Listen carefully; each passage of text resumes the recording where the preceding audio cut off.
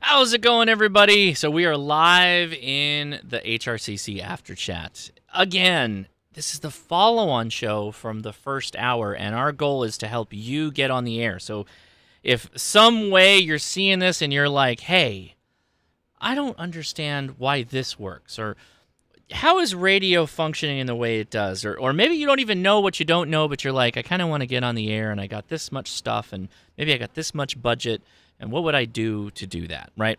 You'd be the perfect candidate. Join us on the After Chat. So how you do it, it's real simple. There's a link in the video description to join us on the Discord, but you can always ask your question on YouTube. However, we go to Discord Voice first, and on Discord Voice, we take open calls from newcomers, and you get the opportunity with priority seating, boarding first-timers first here, to ask your questions, and we'll help you out, okay? That's kind of what we like to do out here. Now, the topic of this show is about Morse code, right? We love Morse code. We mentioned it a lot during the last After Chat or the last live stream. But the way to think about Morse code for me is it's another like tool that if you don't know how to do Morse code, you don't have access to that tool. And if you want to contact people or you want to use small, low-powered radios that would fit in your pocket, Morse code is going to be like one of the most, if not the most, effective modes of communication to do that, right? So I don't think I have to sell it in the sense of like, oh, Morse code's so great, you should be doing it. But at the same time, it's not easy to get started with it in comparison to just picking up a mic and talking, or even digital modes for some more technically savvy people out there, right? So our goal today is we'll talk a little bit about Morse code as we get further on, but we're still going to answer your questions right up top, particularly the people that have joined us for the first time. All right? So I'm going to dive in here. We're going to hop onto the After Chat. You're going to hear many, many voices, and we're going to have a lot of fun. Let's go. How's it going, everybody? Can you hear me? Oh, Hey, Josh. How's it going, everybody? Good. How are you?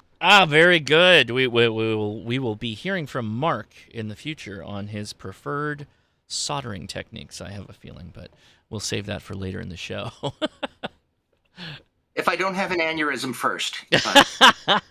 So, yeah, we got a good group of people in here. What's that? Go ahead. Sorry for jumping on you, Josh. Just saying good evening. Good evening, sir. Thank you for joining us. So, okay. We'd like to pull up links and all that other stuff and queue up the live stream as we go along, but we like to kick it off with the welcoming of people that are here for the first time. So if that sounds like you're here for the first time, you click that Discord link, got yourself set up, and you'd like to ask a ham radio question. Actually, it's either or. You don't have to do both, but welcome the questions from newcomers first. So anybody here for the first time that would like to say hi or ask a question, come now. Hi, Josh. KZ4X here. Hey, Oliver. Let's, if you can, back off of the mic a touch. You're a little hot, but other than that, you're definitely loud and clear. How you doing, man? I'm doing well. I just wanted to pop in and say a quick hi and thank you to you, the other YouTubers here in the community you've built up. I've been hanging out around the Discord and the stream for the last year or so, and finally got a chance to come make it in person and just wanted to convey my gratitude. Excellent, man. So what are you doing with radio these days? What's been the thing that's drawn your eye and you're the chasing down? So I've got a 20-meter in-fed half-wave set up, basically strung up in a bush to hide it from the landlords, and been using my G106 on it, and have made about 700 contacts or so far over the last year. Happy to get you in there back when I was a stroke AG, and really just been doing that and a little DMR on the side and whatever else tickles me from here and there. You have 700 contacts on the G106? I do. Congratulations, I'm feeling the man. same thing you are, Josh. That's amazing, dude. No, it's a lot better, Mike. It truly is a lot better. That's really cool. What have they mostly been on? Digital, single sideband? What have you been doing? Oh, it's like all FT8. Okay. I don't have enough antenna to get me anything. It's barely at like 4 feet AGL, so I'm like real compromised. And I've still been able to work Japan and Australia and Estonia and crazy places, just places I could never have even dreamed of. And it's been such a journey. So, That's amazing, dude. I love it. I love to hear that. That's awesome. Wow, you're that's super cool. That's really great to hear. Yeah, very, very cool. Oh man, what a great way to kick off the after chat, dude. Do you have any questions or anything, or just hanging out? No questions. Just glad to be here. Glad to hang out, and glad to get to chat with you for a minute. Yeah. Wow. Yeah. I think Evan is right. You've made more QSOs on the G106 than anyone has ever made on a G106. I would say everyone. No, I haven't made 700, but I probably made 50 or so. Digital, easily. Yeah. Yeah, but take all the QSOs from all the G106 operators and put them together. I don't know, man. That's pretty impressive. Yeah, you're doing it, man. Do you Good still for have you. that? Did you buy it? Did you buy another one? I gave it away. I bought it. I used it for a couple of videos, and I think I gave it away on the last camp out. Yeah. I still recommend it. I think it's okay. Let me put it this way. They go on sale every once in a while for $200, and at $200, it's a pretty good radio. That's an insta buy. Mm-hmm. Insta buy. But the QMX is better. Yes. Yeah. From my point of view, the QMX is better. Yes. I don't have a problem saying that. So, wow, Oliver. All right. Thanks for joining us, man. Appreciate it. Who wants to follow that bad boy up? Anybody like to say hi? First timers like to say hi or ask a question. Come now. My chat window's all screwed up. What's going on? Oh, don't get scared, guys. Just because Oliver had an amazing opening icebreaker there. We're here to help you out. So anybody here for the first time on the Discord that'd like to say hi or ask a question, come now. Okay. All right. Well, we'll come back to you. If you, by the way, everybody listening, if you want, there's a link in the video description. You can click that link and you can join us on the Discord. Make sure you go to hashtag live-stream. That's the text chat. And then 2 down from that is hashtag live-stream/afterchat. And that is the voice chat that you're hearing everybody on right now. Make sure you go in there in the settings of Discord and set up some speakers or cans and a microphone and set a PTT button, because we kind of treat this like a repeater, just like you're on the air. Oh, wow, Felipe. Thank you, buddy. Great channel. Your thoughts on how AI will affect ham radio? Well, Felipe, it has already affected ham radio. I have found in the positive. There is AI generative noise reduction applications that you can use. And what it does is you take your radio audio and you pipe it into your computer, and then that audio gets routed through AI processing, and what you get back in your ears is a reduced noise or RFI signal. And it has helped tremendously for people on like lower bands and those with a lot of RFI to hear actual speech on like single sideband in ways that I don't think that they would have been able to do without it. So it's effective. It's very effective. So yeah. Thank you for the super chat. I appreciate that. It's a huge super chat. Yeah. I don't know what AI will look like in the future, though. That's the reality. Is I could totally see a future where AI is just making single sideband contacts for people, but I have a feeling that hams will suss that out and be like, not today AI, but I don't know. Maybe we'll just have AI talking to AI in the future, and well, I don't know. Let's open it up to the boardroom here. Anybody have a thought on AI and ham radio? I might have one. Go. Oh yeah, Mark. What are your thoughts on AI and ham radio? Go for it.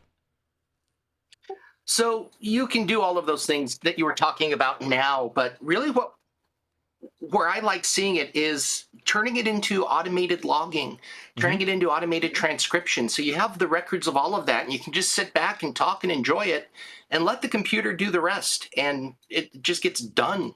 Mm-hmm. Yeah. Who else? Anybody else have a thought there or a comment? Nothing on the AI. I thought that would be a hotter button ticket, but okay. I'll share something else. Noise reduction sick. What was that, William?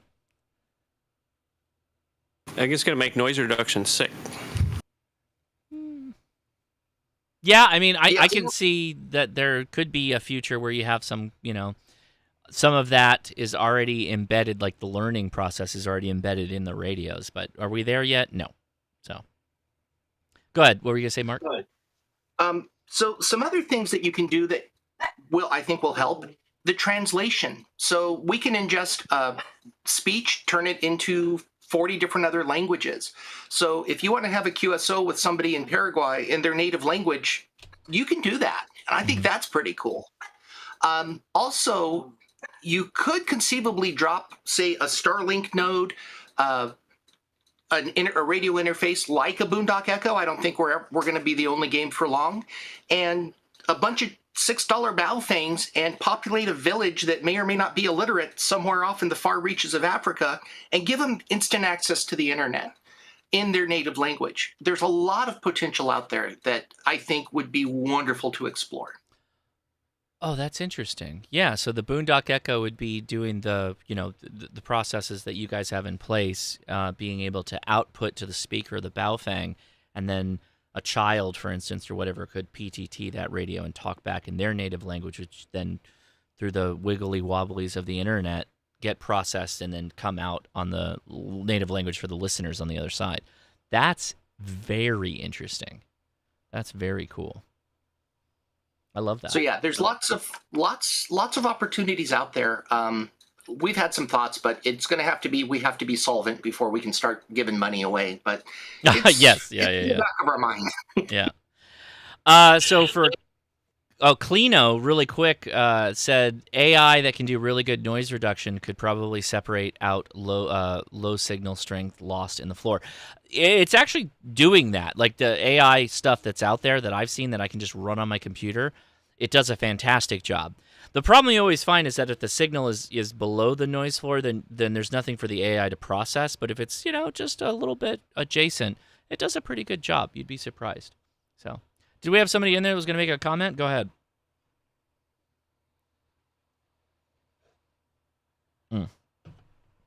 Okay. Yeah. Why don't we go back to Adam and Mark? We were playing around with the ideas of like what to talk about on the after chat. And one of the ideas that came up was CW is cool again. Morse code is cool again. When I was in Hawaii, tons of people came up to me and were asking about Morse code when I had the key out and I was talking about doing that, talking to Adam. Like when I made that contact with Adam, there was people that were around the place. Is anybody else finding that like Morse code is kind of going through its I don't know what level of renaissance that you could call it, but what do y'all think as far as like Morse code is right now? Is it like at a cool spot again? Like is everybody like, holy crap, I got to get on Morse code?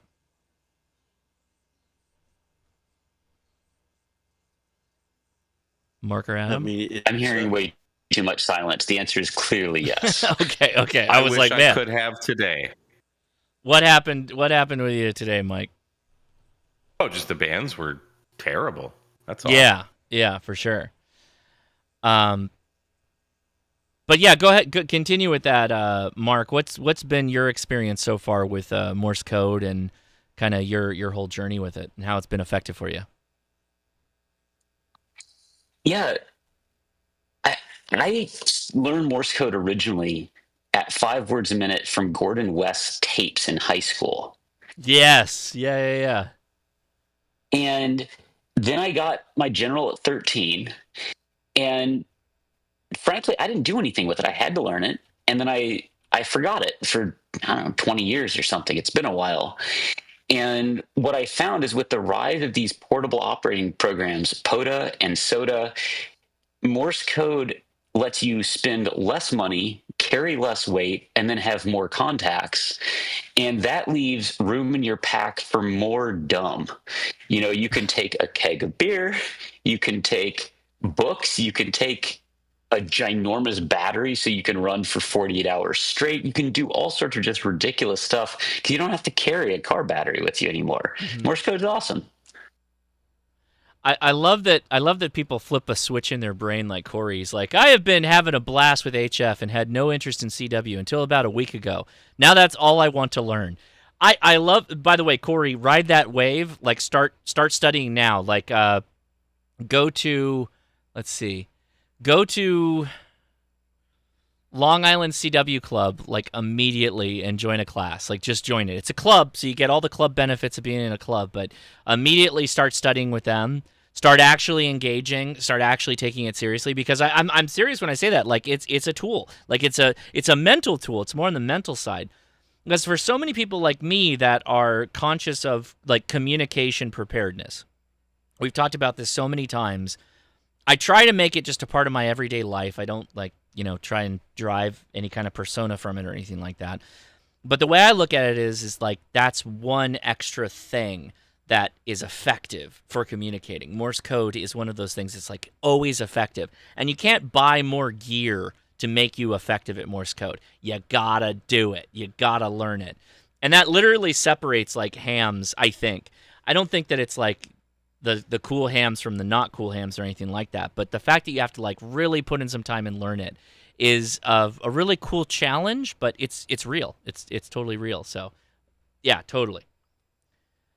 What? Wait. I need clarification from William in the YouTube chat. William WM9H says special forces carry the Elecraft KX2 in the field.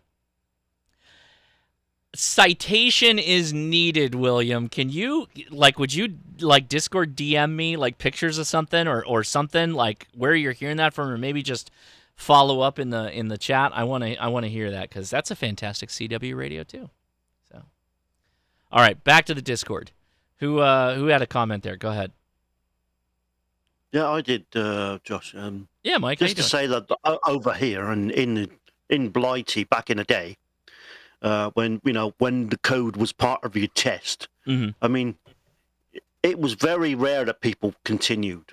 One in 10 or 2 in 10 people would continue to code after taking it.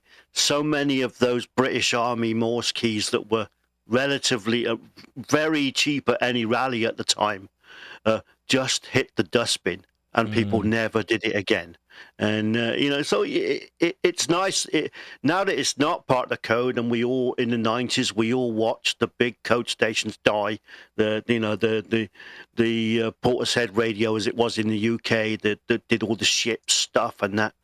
And I thought, oh, that's going to be the end of that. And then it's so nice now, and I'm come back I've been back about 5 years. And you can watch it with the little tiny radios that now exist that didn't back in the day. There was very few actual available to buy QRP radios, and that were small. Some of them were QRP, but they were still the size of a shoebox. Which it could be. And also there was no real outlet. There was no POTA or Islands on the Air was there, but not many people did that. And SOTA came along, but this is so many nice things are coming in to make the hobby once more interesting to the young and old alike. To say that I'll try this CW thing, and it's so nice to see it make it a return, but because people want to do it, not because you have to do it for part of your test. And I think that was the big change that caused the genesis of this renaissance of CW. Oh, I like the way British say Renaissance. That's so much better than the way we say it. You said it fantastically. That was great. Yeah, I love the fact that there isn't a CW requirement for the license anymore. Like, I'm a big fan, because I think it leads people up the path of realizing why Morse code is such an effective mode of communication. And for some people, they're like, yeah, no, I get it. Super effective. It would be better if I knew it than not knew it, for sure. But I'm just not willing to commit that time right now. But for a lot of people, they're like, oh, yeah, no, this is actually where exactly I want to be. Now, oddly enough, Mark, do you want to read this, or should I read it? You actually have the dirt on the whole KX2 and Special Forces thing. You just made me aware of this. Do you want to add your thoughts on that? Yeah, sure. This was from a couple of years ago, but Wayne Burdick is one of the guys that runs Elecraft, and he's apparently been in contact with some Special Forces members. And if you look around online, you can see some of his quotes, and he's talked about it in Peaks. But they apparently really like off-center fed dipoles with KX2s. They give a good output. They are very robust. They give them a couple 100-mile range. And yeah, so he hasn't given too many details about exactly which Special Forces, but they do use them. Oh, wow. There you go. I did not know that. And I guess, so, boy, I guess I got to reach out to some SF people, maybe find out from Mike Glover, but what would that look like? You think, like, what are they doing with a KX2 in the field? Special Forces. Anybody want to try and speculate on that? Do you think they have like an NVIS antenna, or are they doing CW? Like, I can't imagine they're doing CW, or maybe they're doing some kind of digital mode. That's really interesting. Isn't that interesting? I don't know. They could be going for just running their like Army digital mode on something that's lighter than the Army radios. Like they have some kind of computing body or something like that they plug into it, and that's what they do? Or do you think they're just straight up doing single sideband with it? That seems crazy to me, but I don't know. Maybe I'm wrong. Yeah, I would imagine it's something encrypted, but like you think like you imagine like the regular HF operator is the guy with the 20-foot tall like pole antenna with an entire backpack of a radio. Oh yeah, in that sense, it's a huge advantage. That's true. That's definitely true. Yeah. Yeah, and like their whole point is, behind enemy lines, being sneaky, doing stuff low profile. Being sneaky with their NVIS antenna. That's that's super long. Yeah. Mm? Yeah, there's not like backpack. Go ahead. Go ahead. Yeah, it's like they're setting up a wire for a little bit, and then they make their transmission, and then scoot out of there right away. Let's see. Jody found something. Go ahead. Oh, Shadow Warrior, we're hearing you, but you're fading out. It's like you're in a bad signal area.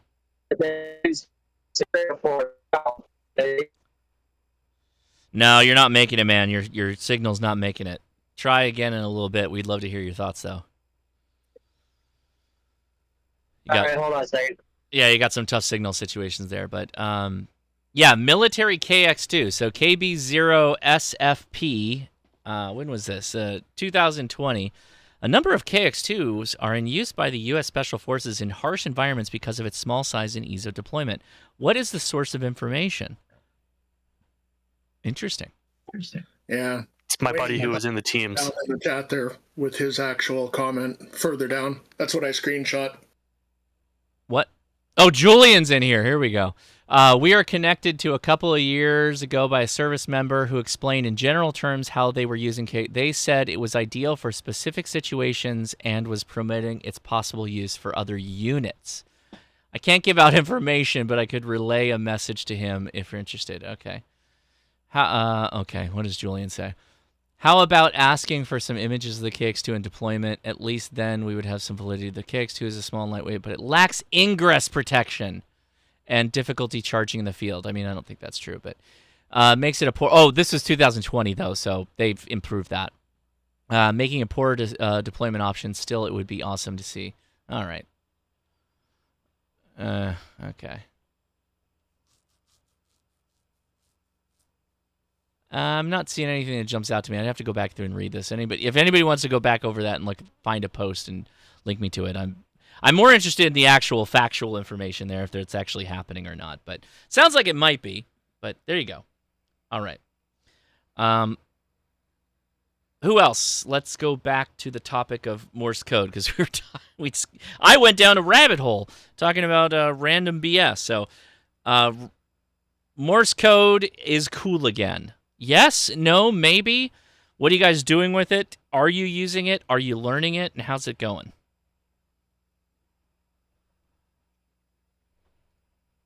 Comment. Go ahead, comment.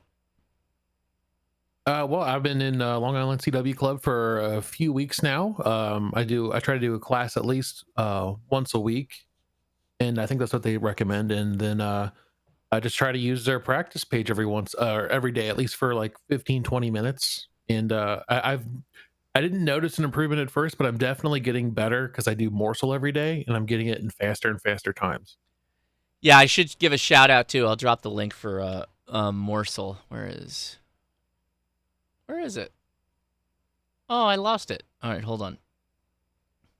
So I was going to shout out Morse Walker, so I'll drop the link for Morse Walker. You guys check that out. Yeah, that's what I have not checked out, but you recommended before, and I need to check that out. And then Morsel. Oh. Add an L. Makes it more effective. The Daily Morse Code Challenge. So I don't know if you can hear this, you probably won't hear this in the after chat, but we're going to play a word at 40 words per minute. Whew. So you can keep doing it at 40 words per minute. I think you can lower it, though, depending on how you set this thing up. But it allows you, it's just like the Wordle app that a lot of people play, but it's for Morse code. And so you can chase words every day. And it does help. I would recommend that you do lower it a little bit. Like, let's see, can I lower this? Where is the lower setting? I'm not doing this correctly. Where is it? Oh, it did drop it to 35 words. Okay. So here we go. So you get 18 tries. Where I think you get 20 total. You get more than 20, but this is 35 words per minute. So that was an E. W. A. No, A.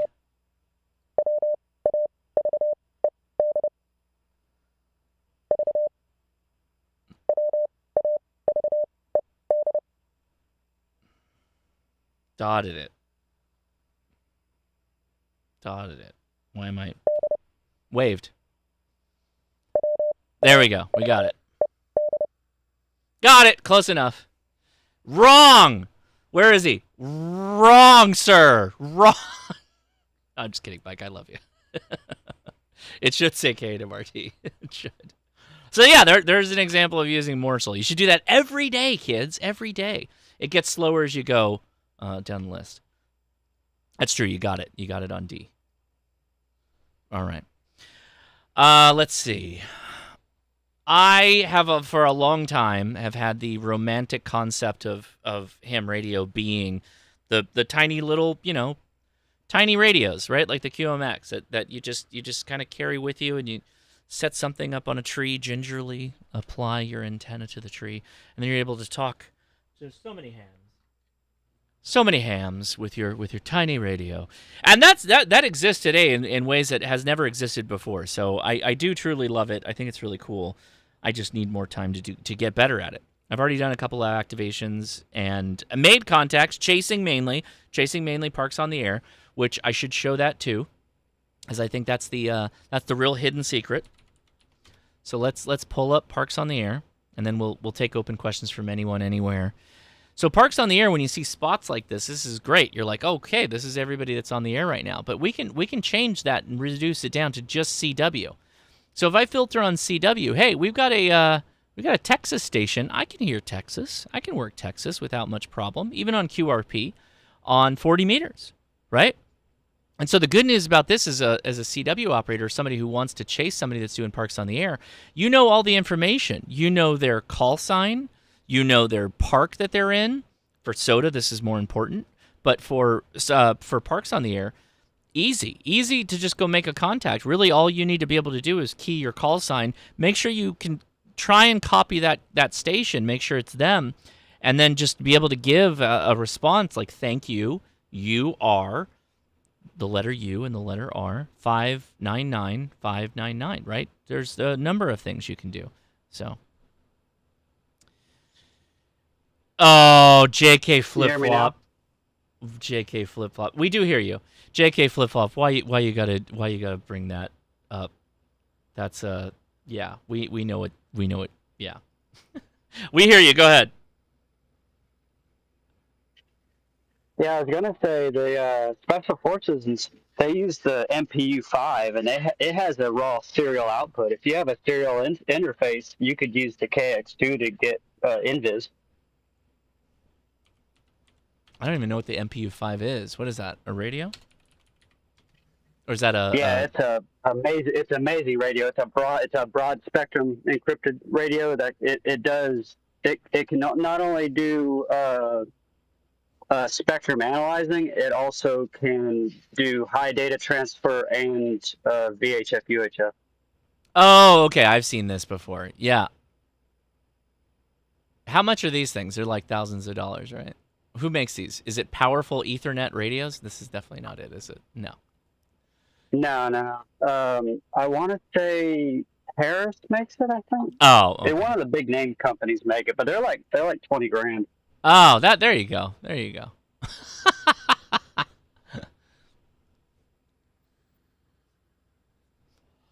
What you'll be doing with your radio?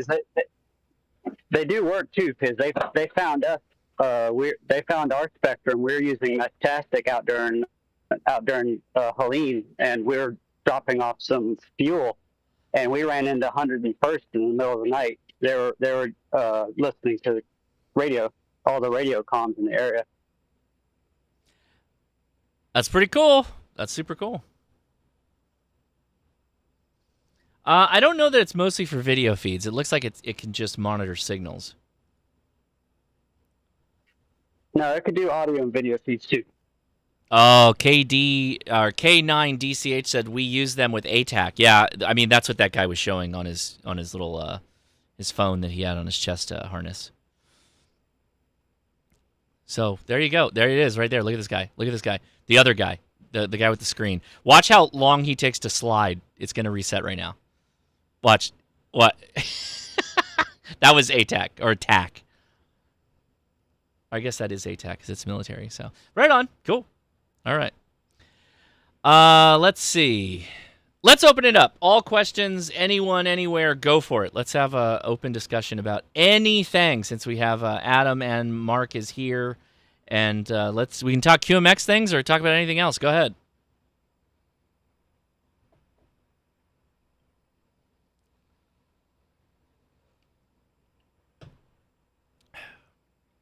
Wow. Hey, I have a question.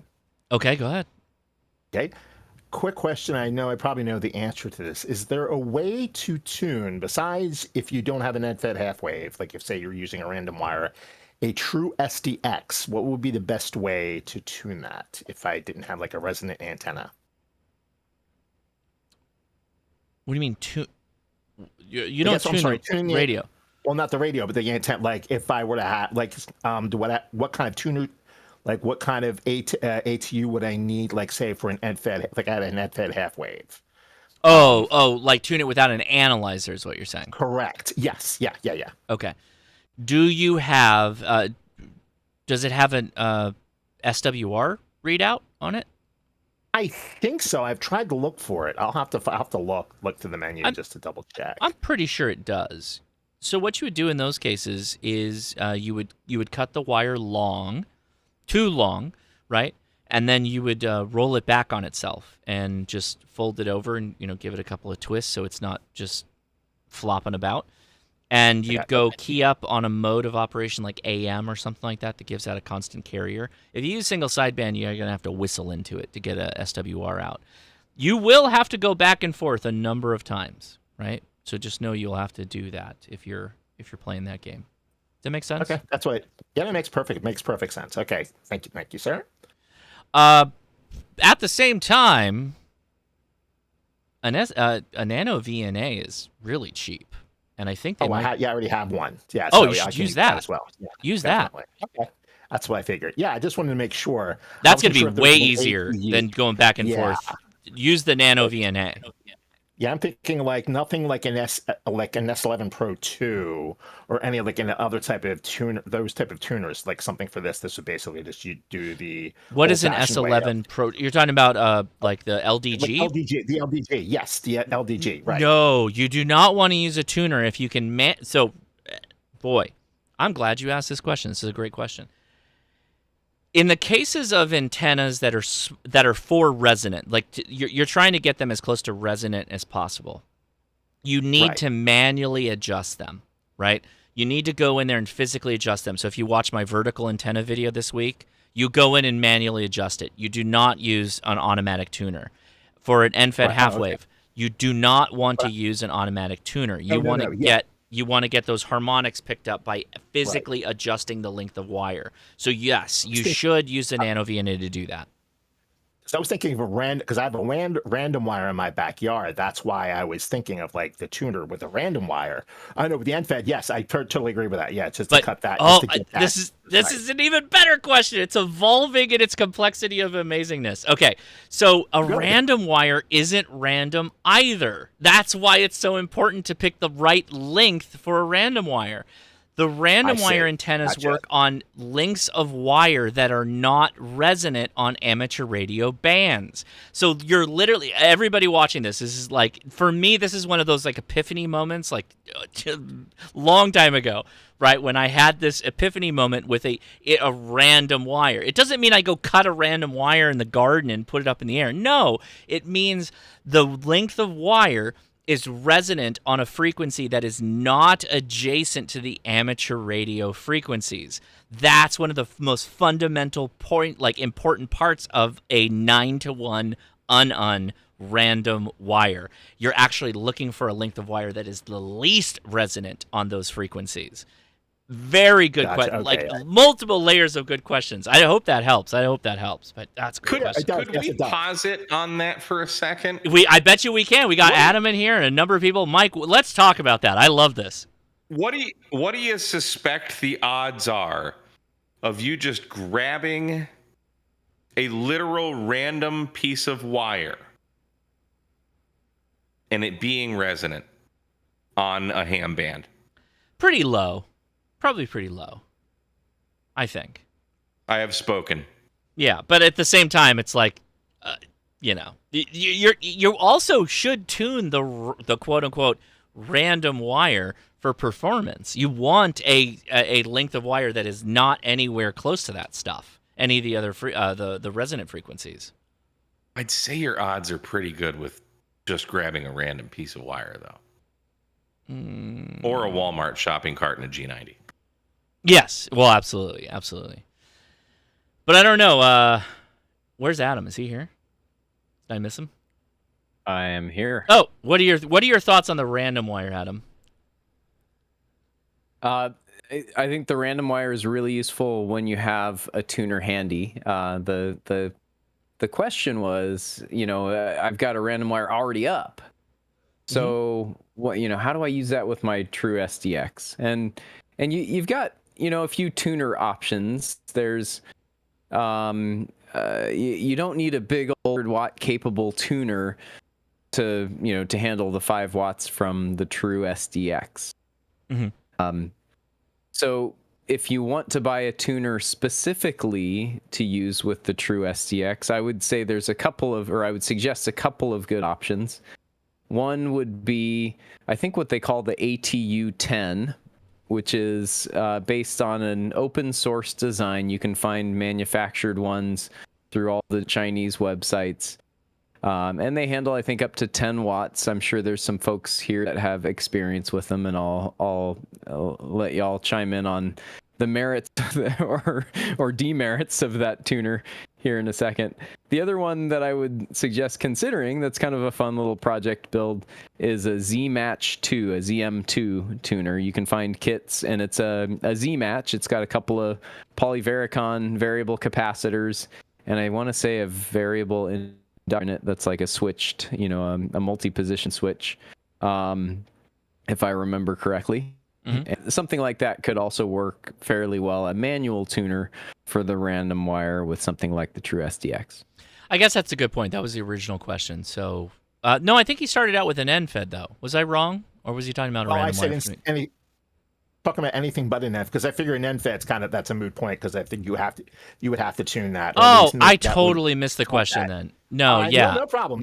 Yeah, no, and Adam nailed it. Yeah, so you would, if you have a random wire and it's the right length of wire, which is, as Mike says, high chance likeliness, then yeah, have to use a tuner that's, I think it needs to be at least 10-to-1 capable for matching.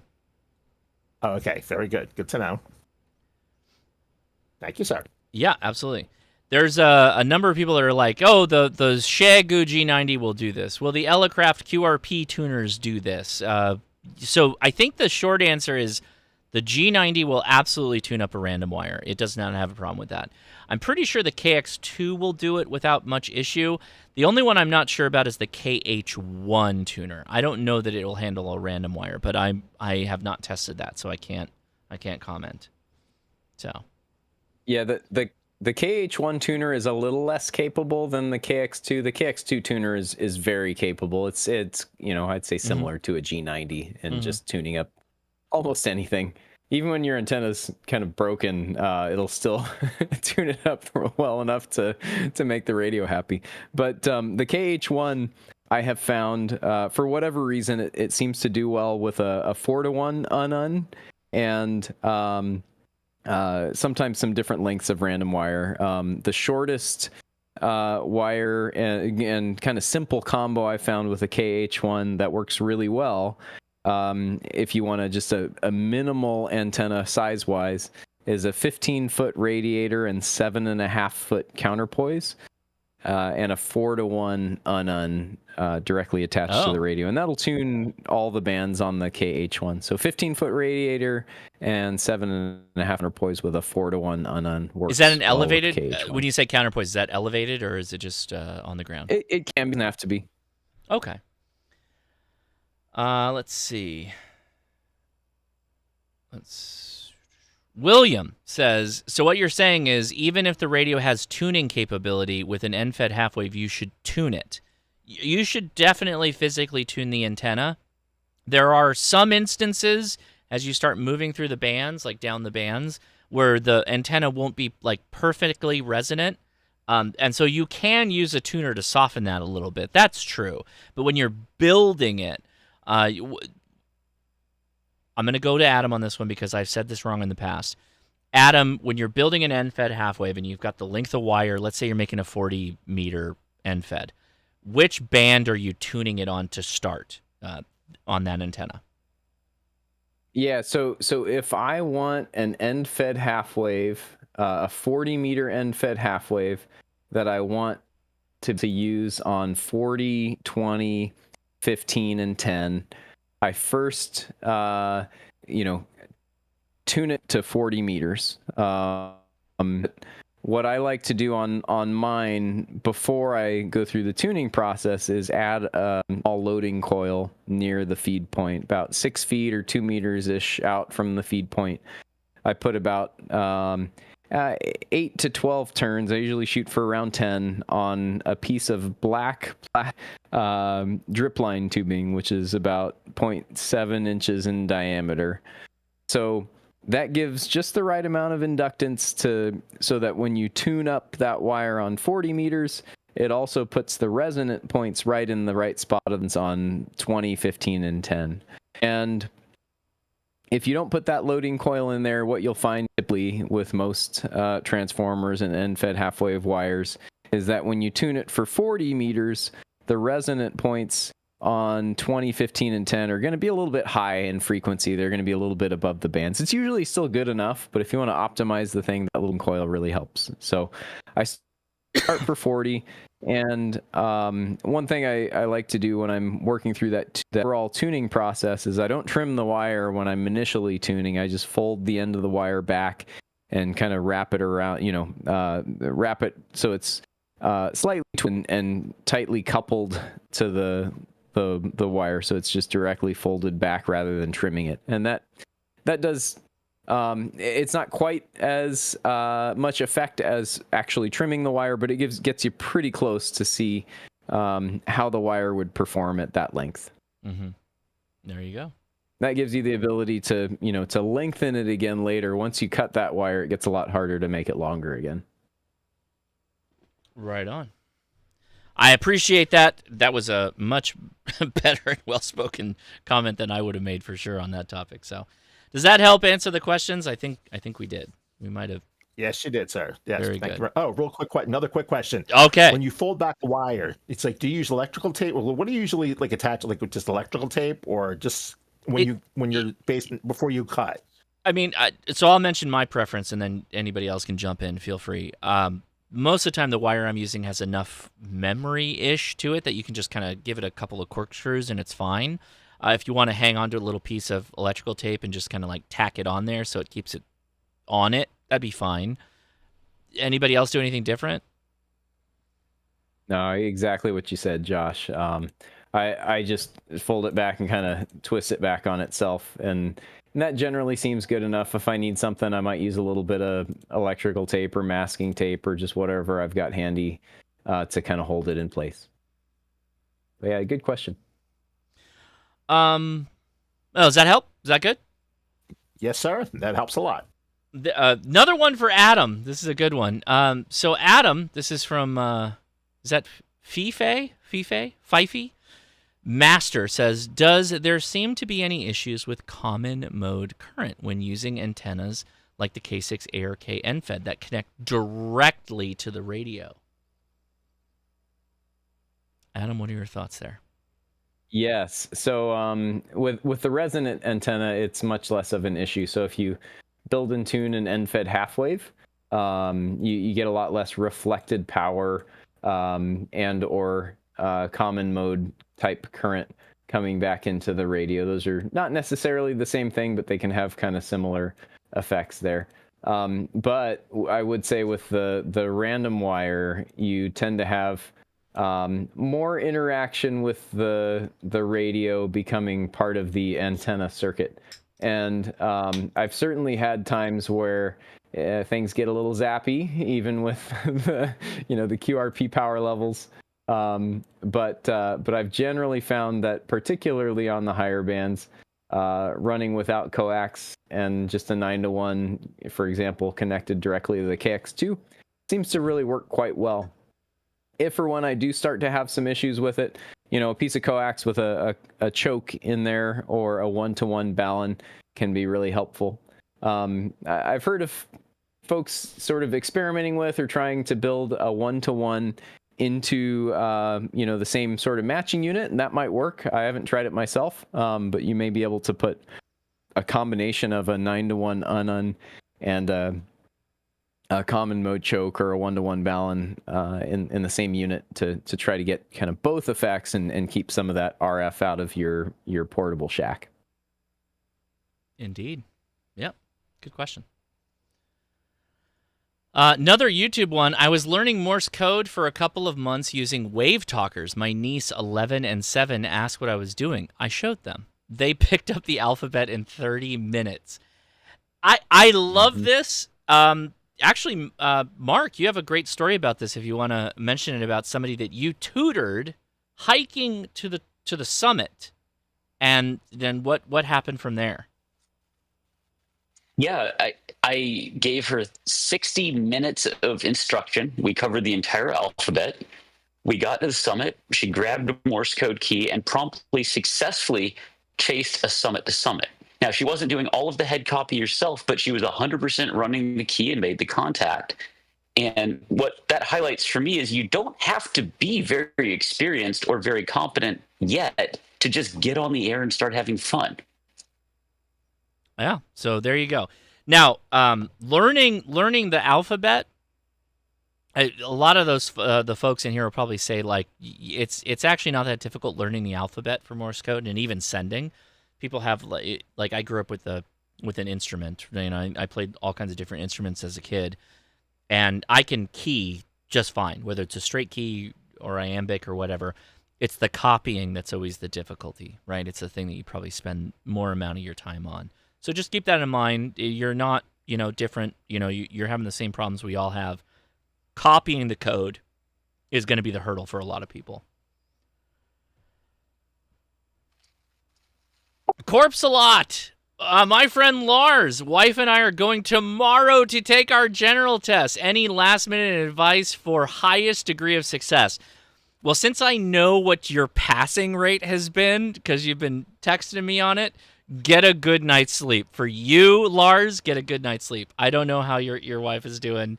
I hope she has nearly as close a passing rate as you have had on your practice exam. So you should be able to kill it in no time. And then get on some Parks on the Air. There's plenty of parks in Jersey area that you can do some Parks on the Air. I know you have a complicated spot where you're at to set up an antenna, so getting out there and let's get on the air. Let's make a contact. Get out there, do a Parks on the Air, and I'll chase you.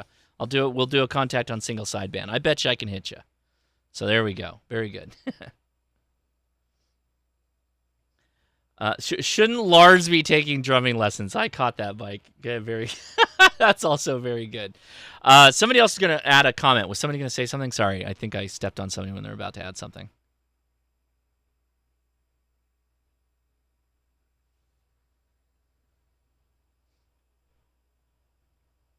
No? All right. There was... Hey, I got a question. Yeah, go ahead, Shadow. I sent you a link in private messenger probably yesterday, but before Huntsville Hamfest, I know you have a T-beam. Would you be willing to do a video on the Meshtastic store and forward chat? Yeah, the T-beam. Yeah, you have to have an ESP32 device, right, to do that. Yeah, and I think the only ones that are doing it are the T-beam and the S3V3, I think is what it is, or T3VB3, yeah, T3 V3. Is it isn't a Heltec an ESP32 device? It is, but I don't know if it has PS RAM available for store and forward. Oh, I see what you're saying. God, I'm kind of curious if my new little node has that. So yes, let me look into it and figure out which nodes I have that actually have the memory capable to do that. But well, geez, I don't know. If I store and forward at a Hamfest, that's probably that might be too much traffic. I might blow up the traffic doing that. Well, I was thinking more for like the up on the mountain where we usually have our get together with the campers. If we had a T-beam there, anybody that leaves can come back and then take the store and forward option and catch up on chat. I see. Yeah, but you do know that we can hit the mountain from the hotel. Like we direct line of sight. No, I didn't know that. Yeah, Monsanto has a direct line of sight. Like we can hit up everybody up there. And we have like Meshtastic repeaters are on the summit, and then also we have APRS as well. So we have like full coverage.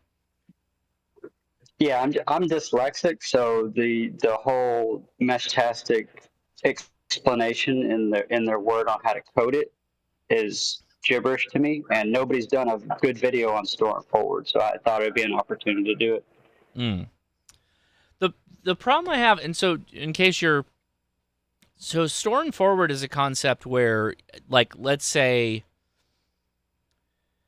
what's the best way to do this? I'm trying to think of the best way to like really amplify the signal on this. So store and forward is a concept where a message is received and then stored locally, and then picked up later, or just by proxy of somebody being in the same vicinity, that message is squawked out.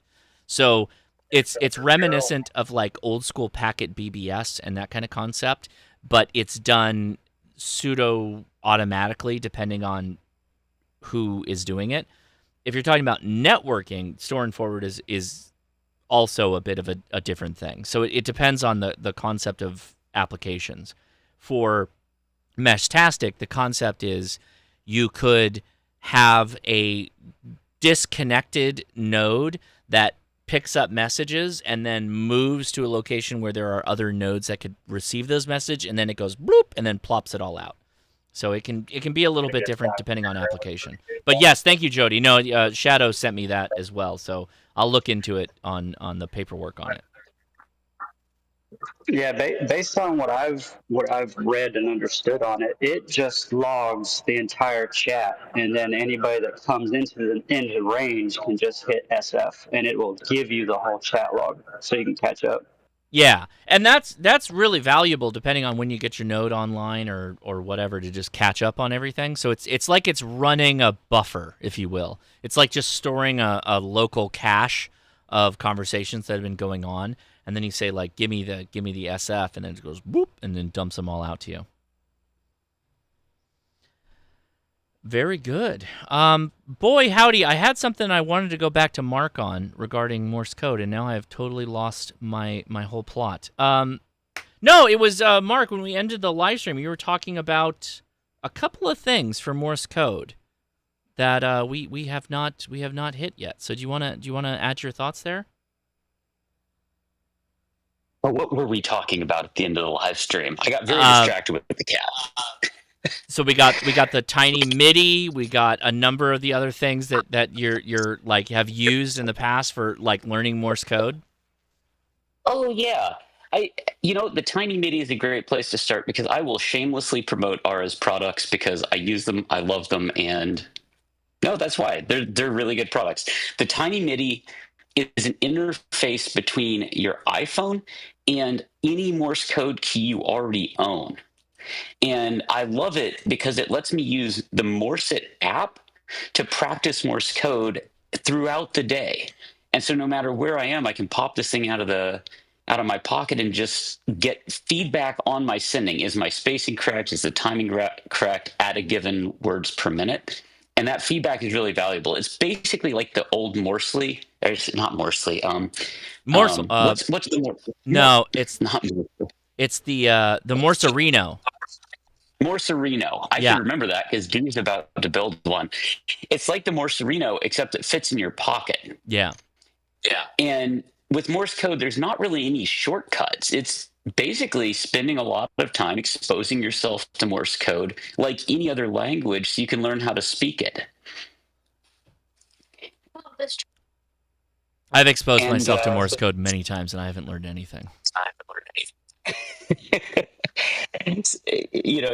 So Dee, my current Morse code mentor, has been teaching us Morse code by programming the cat's buttons. So when we wake up in the morning, we don't hear the cats meowing. We hear the cat sending, fine business. That's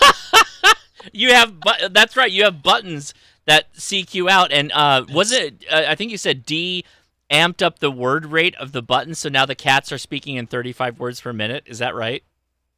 I think she's got it set at 30 right now. But yeah, if you can't understand 30 words a minute, you can't talk to the cats. That's very funny. And I want to highlight that higher speeds are easier because at higher speeds, the dits and the daws stop being dits and daws, and they form a sound. It's like a music note. And once that music note gets into your brain, instead of hearing da-da, you hear a. And that instant character recognition is the basis for good Morse code. And I would like to highlight the Ham Radio Duo's video.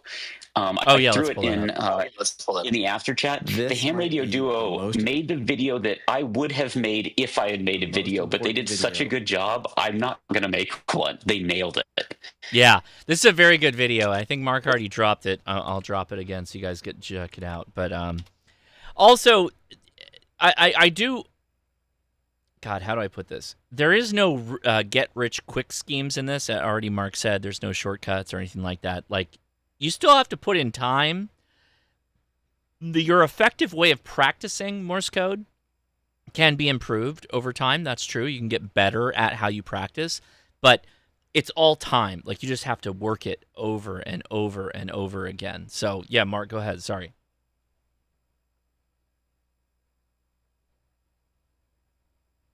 What were you going to say? I cut you off. Sorry, is that any better? Much better. Go ahead. I'm still learning how to use Discord. Morse code is easy. Discord is very challenging. They gave you a lot of tools, and the Morse Walker that you were talking about is a great tool. Morse-it is a great tool.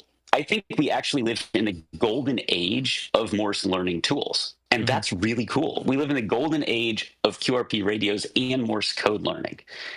I mean, what else could you ask for, right? Yeah. Yeah, absolutely.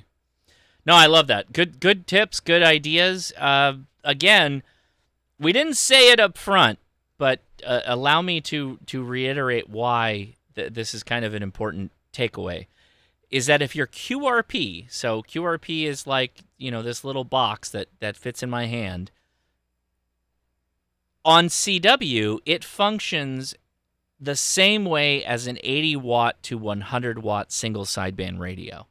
The effectivity of the RF you're shooting out is the same, so long as someone can receive your contact on the other side.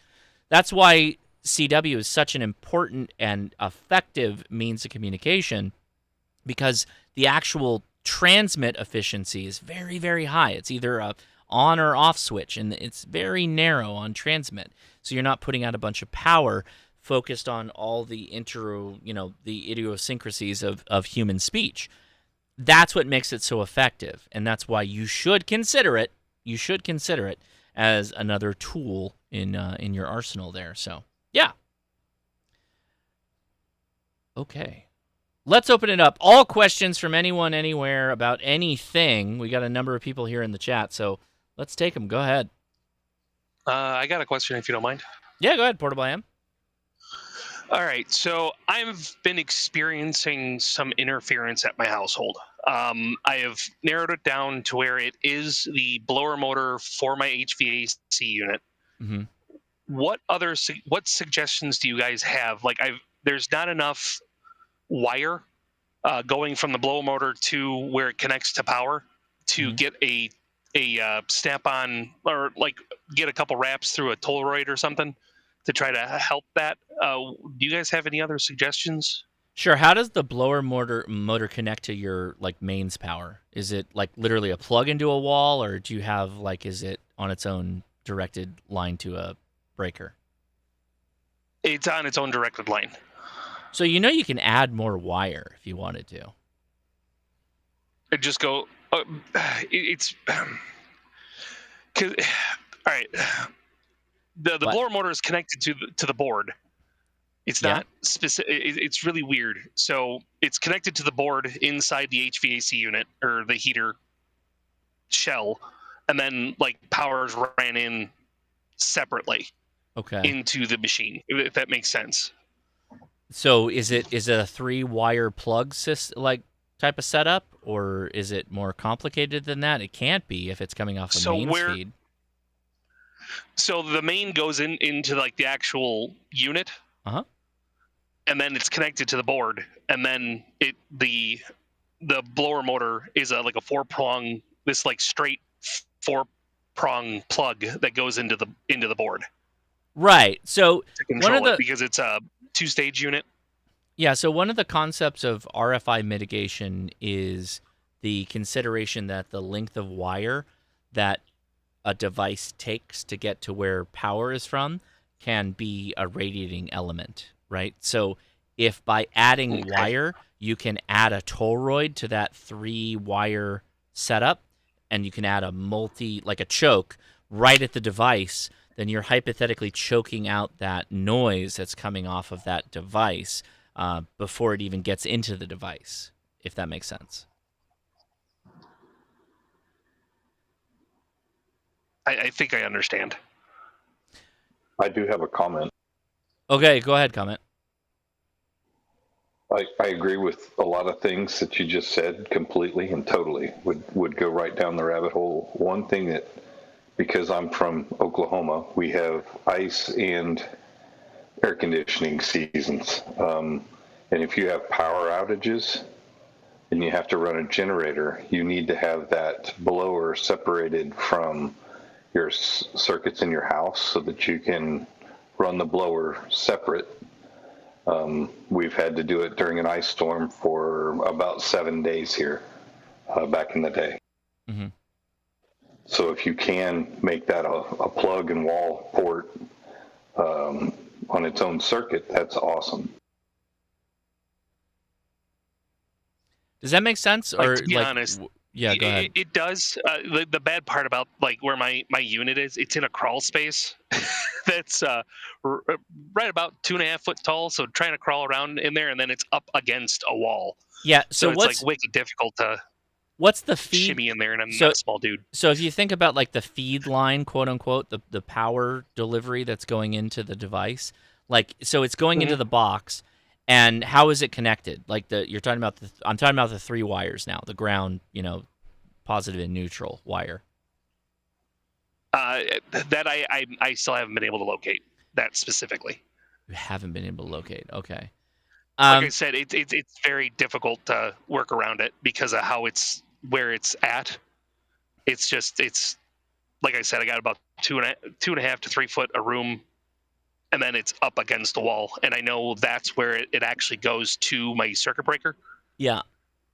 I can't fully get back there. I if hate that makes sense. I hate to be just like the jerk and saying it's like, yeah, the device has got a problem. You have to go mitigate the device. That you've narrowed in on the device being the problem.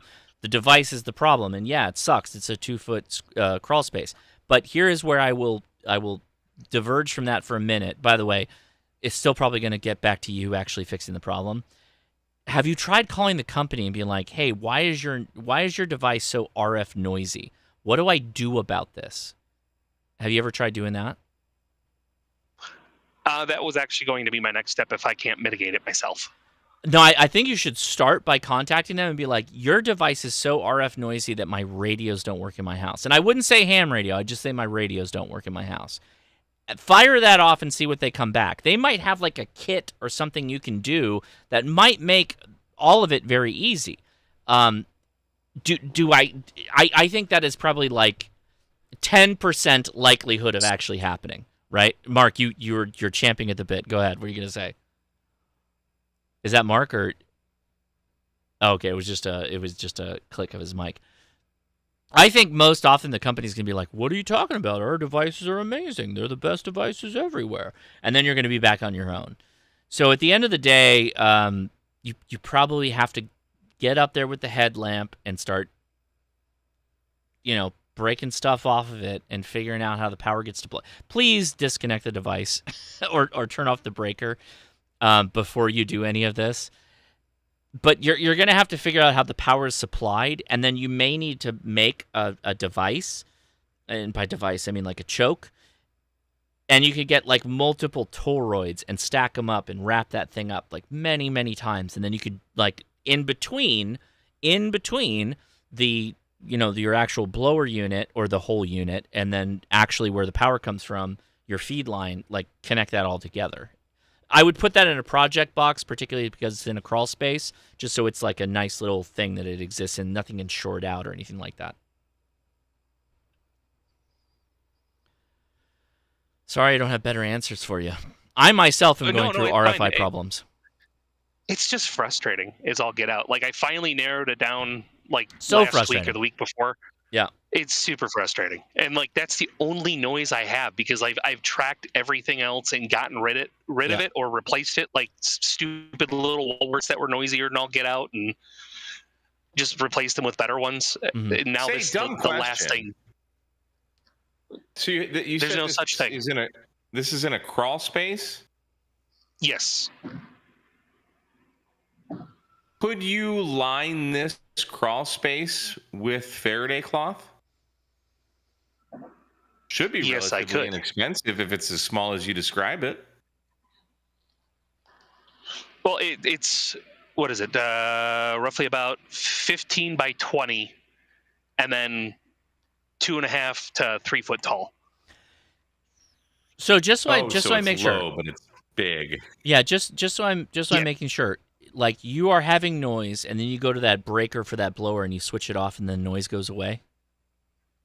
So no, it's really weird. The way I figured it out, like initially to go start looking in that area, was that AC's off, nothing's running because the house is at proper temperature, and I'm rocking 20 meters FT8, and I hear the blower motor turn on, and it's just like I get bars of noise. Right. But when that and it's consistent for how long? How long are you getting until that it turns off? Right. So then, can you go to the breaker for that? Shut the breaker off, and it stops.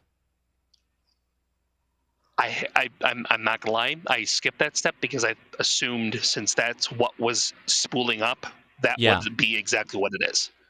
So there's a couple of reasons why that might be important, but I'm not seeing it. I'm giving you like kind of ideas, considerations to go on. If the RF is traveling on the power line, then the only way you can reduce that is by choking it, right? That's the only way. Ultimately, that will be the only option. If there's something else going on inside that device, that because you've said that the blower is somewhat disconnected from the other unit and all this other stuff, like that's a manufacturing problem. And I don't know that choking will fix that. The only thing you might be able to, like, I would start looking at where the grounding is for the device.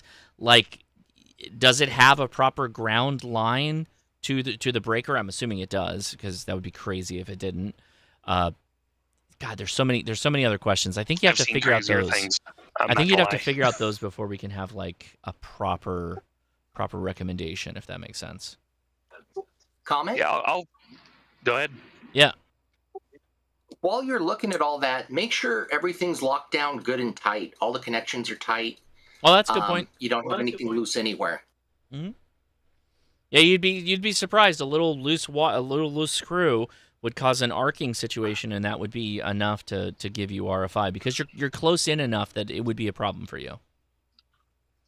Yeah, sadly, so my station's literally right above where that thing is sitting too. So, oh yeah, that sucks. Okay. Yeah. But yeah, I'll see if I can shimmy it up again. Like I said, all of like where the power connection is the hardest place to get to. So I'll see if I can shimmy in there this weekend and see if I can start looking at stuff more. Yeah, it sucks, man. I hear you. That's a bad situation. We all have issues. Like, I think the worst thing is that, like, thank God it's inside my house, so I can at least track it. Like, you see some of the other people that just like it's external from them. Oh, that's me right now. Much they can do it. Yeah. So it's just like, oh man. So I mean, at the worst case scenario, you can just flip the breaker if you're really serious about it. Just get on with ham radio life and be like, sorry, family, we're just ham radio is more important at this point. I got another angle, Josh. Go ahead with the other angle. My compressor outdoors when the air conditioning is running, and it's a heat pump, so it does it when the heater's running too, just kills my 40. Not completely, not like your place, but it's bad enough that I know it. Mm-hmm. It could be the outside compressor as well. I don't know if you're fighting that angle or not. All things are considered at this point. Like, if they're on a breaker, you should test all your breakers and figure out what's causing the problem. And I get that, like, if the air conditioner unit is not like kicked over to start because all of them are not on, you may not necessarily see it. That's true. That's a true point. Yeah.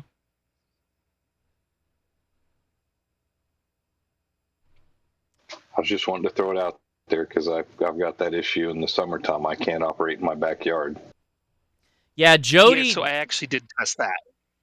Oh, you did? Okay. Specifically. And it's not that. Yeah. Yeah. So like I turned it from like heat to AC, and it didn't matter if it was on heat or AC.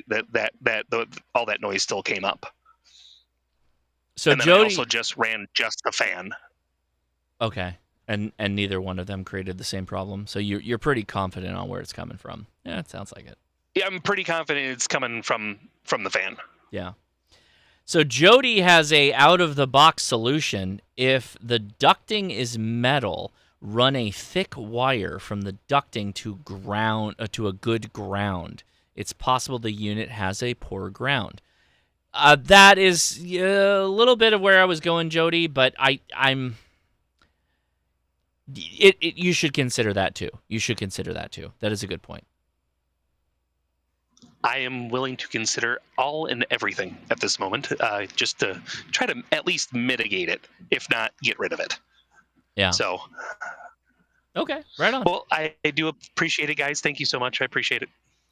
We do have a good question. This is for everybody in the chat. What is your guys' worst RF burn? I got one on a KH1 during a tuning cycle. What is your worst RF burn? Does anybody want to jump in with a story? FT8 operating portable FT8. Accidentally leaned up, put my hand on the wire. Okay. Yeah.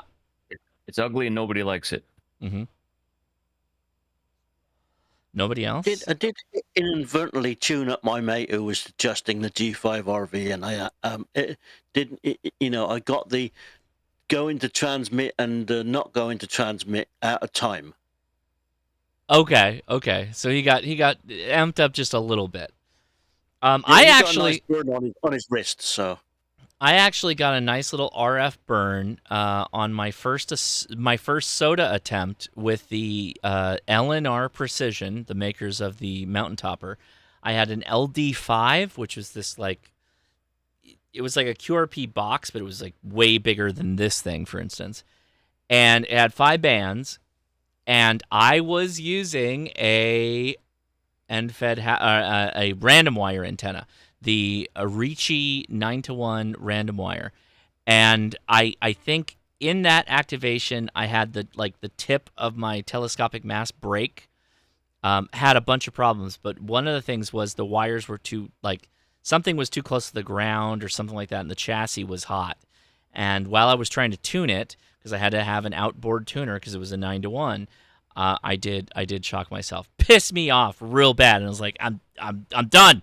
I'm done. Get me out of here. Because already the hike that I was on was already a really major pain in the ass. So I was like, this is not good. That was my worst. And it was QRP, so can you imagine how worse it could be?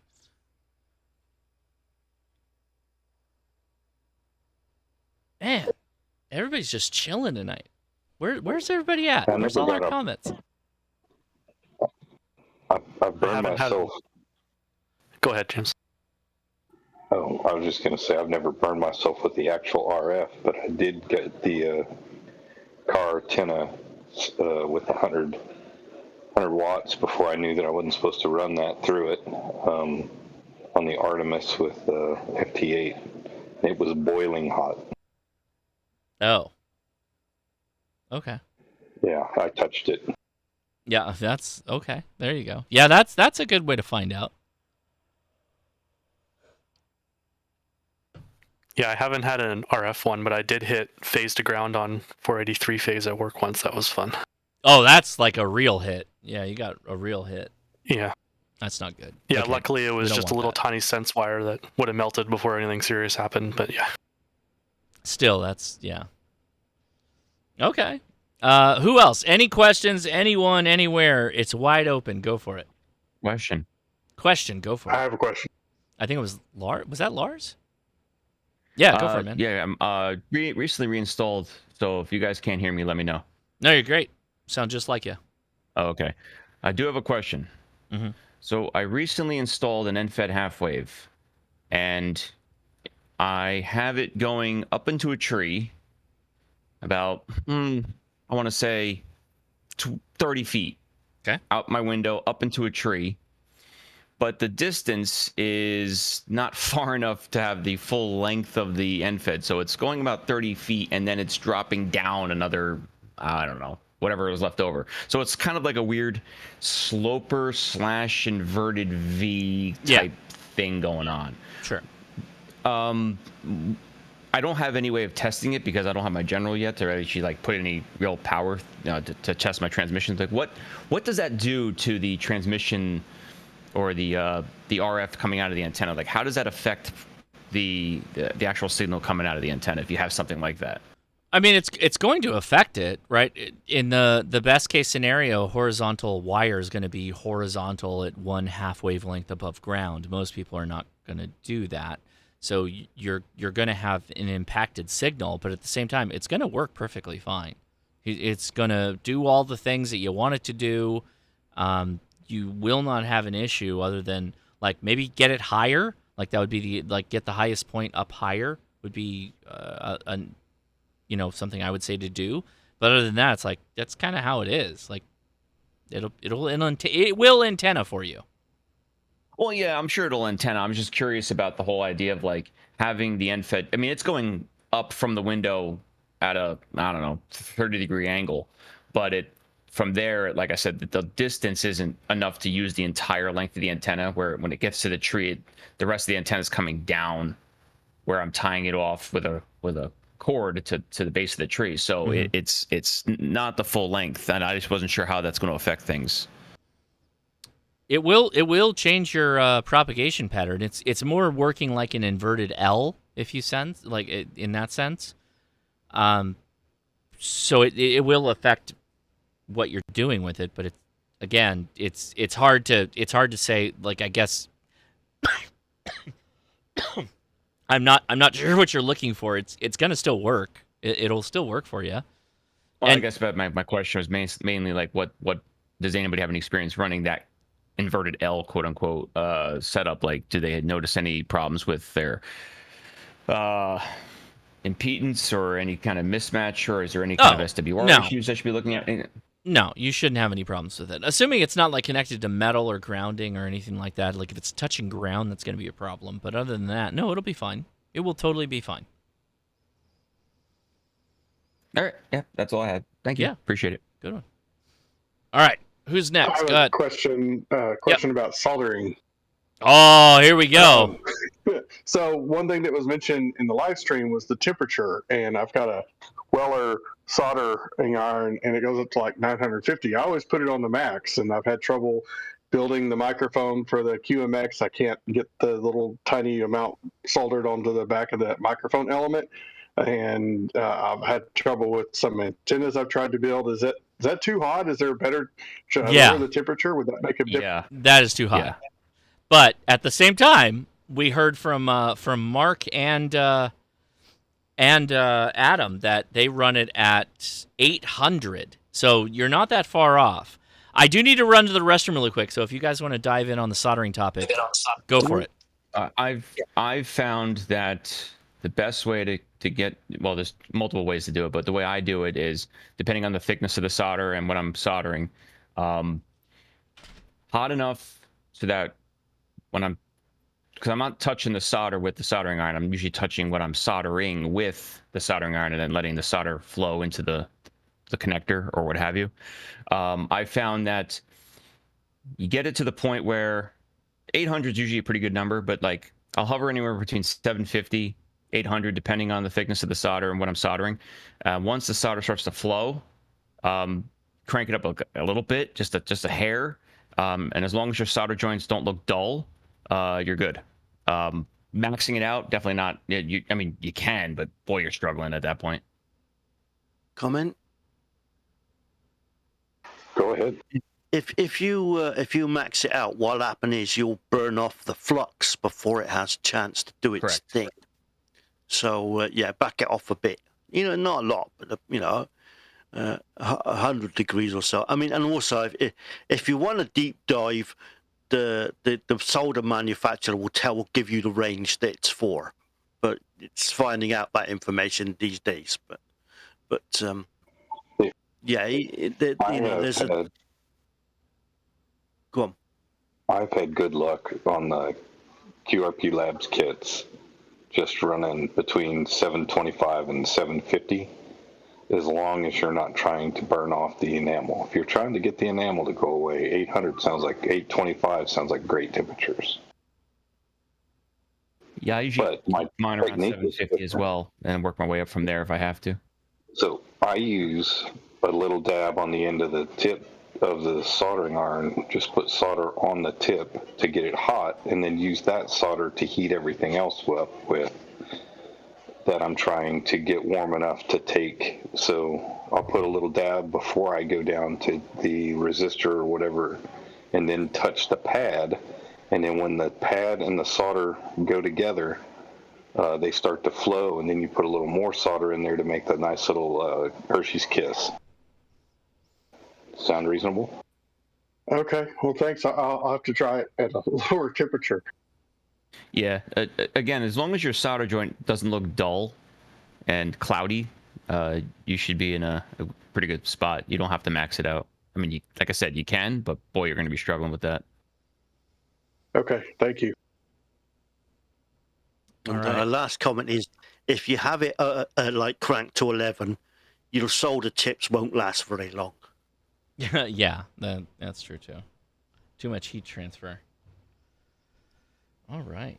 To clarify, the 800 is for burning off the enamel. I typically run 720 to 750 for my more generic soldering stuff. Yeah. Okay. I mean, 750 is already, that's pretty hot too. Like, no question there. But at the same time, like, no, I can see it. Again, gosh. So I have always ran my iron at 650, and maybe that's just tradition more than anything. I guess I haven't really explored running at 750 or no, I do 750 for desoldering, but I've never ran at 800. The way I would look at it is if you're just like a rank novice in soldering, like if you've never done soldering before, I'm not saying go cold. I'm not saying go cold, but like 650 is a fine spot to get started on. Like start at 650 and then, if you want to raise it up, go ahead. And I do agree with Adam that, modern components are they can handle it. But at the same time, it's like if you're brand new at soldering, going full hot heat is probably not where I would go. I would probably start you out at 650 would be my recommendation. It also depends on what tip he's using too. Sure. If it's a really fine tip, you want to knock it back a lot. No, if it's a really fine tip, you might need more. I'm sorry. heat. Yeah, no. You hotter. Sorry, if it's a thick tip, you want to knock it back a bit. Right. Okay. Yeah. Because I mean, again, Sorry, surface. If you're talking about surface area, the heat transfer, all that stuff, then yeah, those fine. I agree with Adam that the fine tips, like super fine stuff, it can make soldering really difficult, particularly if you have to do some more complicated stuff, really tight in, or like burning off the enamel. Burning off the enamel sucks. Like guys just straight up burning off enamel on enameled wires. Just it's my least favorite thing to do in soldering. So, all right, there you go. Cool. Questions, open questions from anyone, anywhere. Otherwise, I'll just start talking to my YouTube friends, and we'll start talking about favorite movies we've watched. We haven't done that in a while. Where's N6A? Not N6. Where is he? Where's Don? He's not. Where's Don at? No wonder it's so quiet. Don left at the first. He's got I think he's had a sinus infection. Oh no, Don, I'm sorry. N5ATA, that's it. Okay. No, N5SKT, that's it. There we go. I got it. Okay. Open questions to anyone, anywhere. I got a question. Go ahead. This is Barry, KO6 JFI. I live in typical Meridian. Barry, hold on. Your signal is like I'm copying every fifth word you're saying. Can you walk to an area that has better cell signal or Wi-Fi signal? And I've had this problem before. I'll try to work on it. Yeah, go ahead and log out and log back in and see if that helps. But we're happy to take your question when you get back in. Question. Oh, wait. Timothy, are you going to Huntsville Hamfest? Of course. I've already got my flight booked. I got my room booked. I don't have my rental yet. Deciding on how to go with that. But yes, I will be there, of course. Josh, is there any Hamfest you don't go to? Oh, yeah. All the smaller. Visalia I didn't go to this year, which is in California, which is kind of a big DX/contester Hamfest. Pacificon is in October. I might go to a Pacificon because I can drive up there, and that's actually a really fun one. But all the local state ones, of course, I can't go to all those. But I've got lots of invites. I wish I had the time to just go to all the Hamfests everywhere. I would do that, but unfortunately, I don't have the time to do it. I still have a job. I still have work.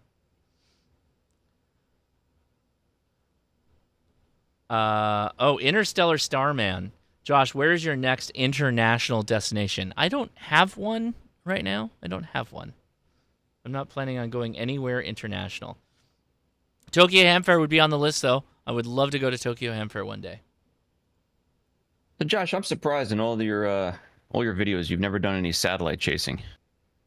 I have a couple of videos on satellite, but at the same time, I don't like. God, this sounds like I'm a total wuss. How do I put this? I work in satellites all the time. Like, I work on satellite ground stations, like, and a number of things like that. So the fact that I have to, like, do all this monkeying around and pointing and have a radio in one hand and do the other stuff, it's fun, but it's like, I want a gimbal that I can just set up in a parking lot or a field and be like, do the things that work we do and be done with it and do it. Like, I get it.